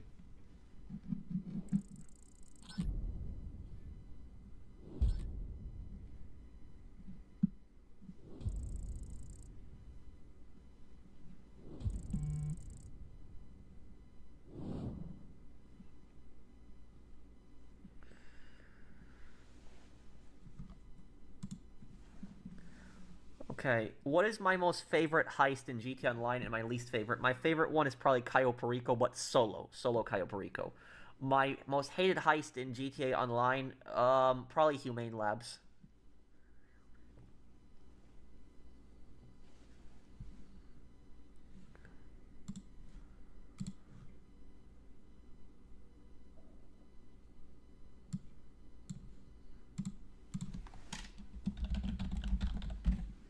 Okay, I use Page a lot of times, Pearston. Do I like Spanish? Yeah, I'm learning Spanish. I'm trying my best to get better at it. Um, Guys, I guess I'm gonna go here because I'm kind of tired and I haven't had dinner yet. So I wanna cook something warm and get something good to eat and then probably take a shower and go to sleep. But I'll answer a few questions before I go. So anybody that wants to ask me anything before I go, I'll answer your questions. You want to ask me anything before I go, guys? I'll also have the next part of Medal of Honor tomorrow. Next, so anyone wondering, and tomorrow we'll do another stream. So if you like the stream today, we'll do another one. But tomorrow we're not doing GTA. Tomorrow we're doing Crime Boss Rockay City. So if you guys remember that game, we will do a playthrough of that. We'll do a stream with a bunch of people. Why do we hate Humane Labs? Because of the stupid setup missions. The setup missions for the Humane Labs are such a pain. The one you gotta go on the air.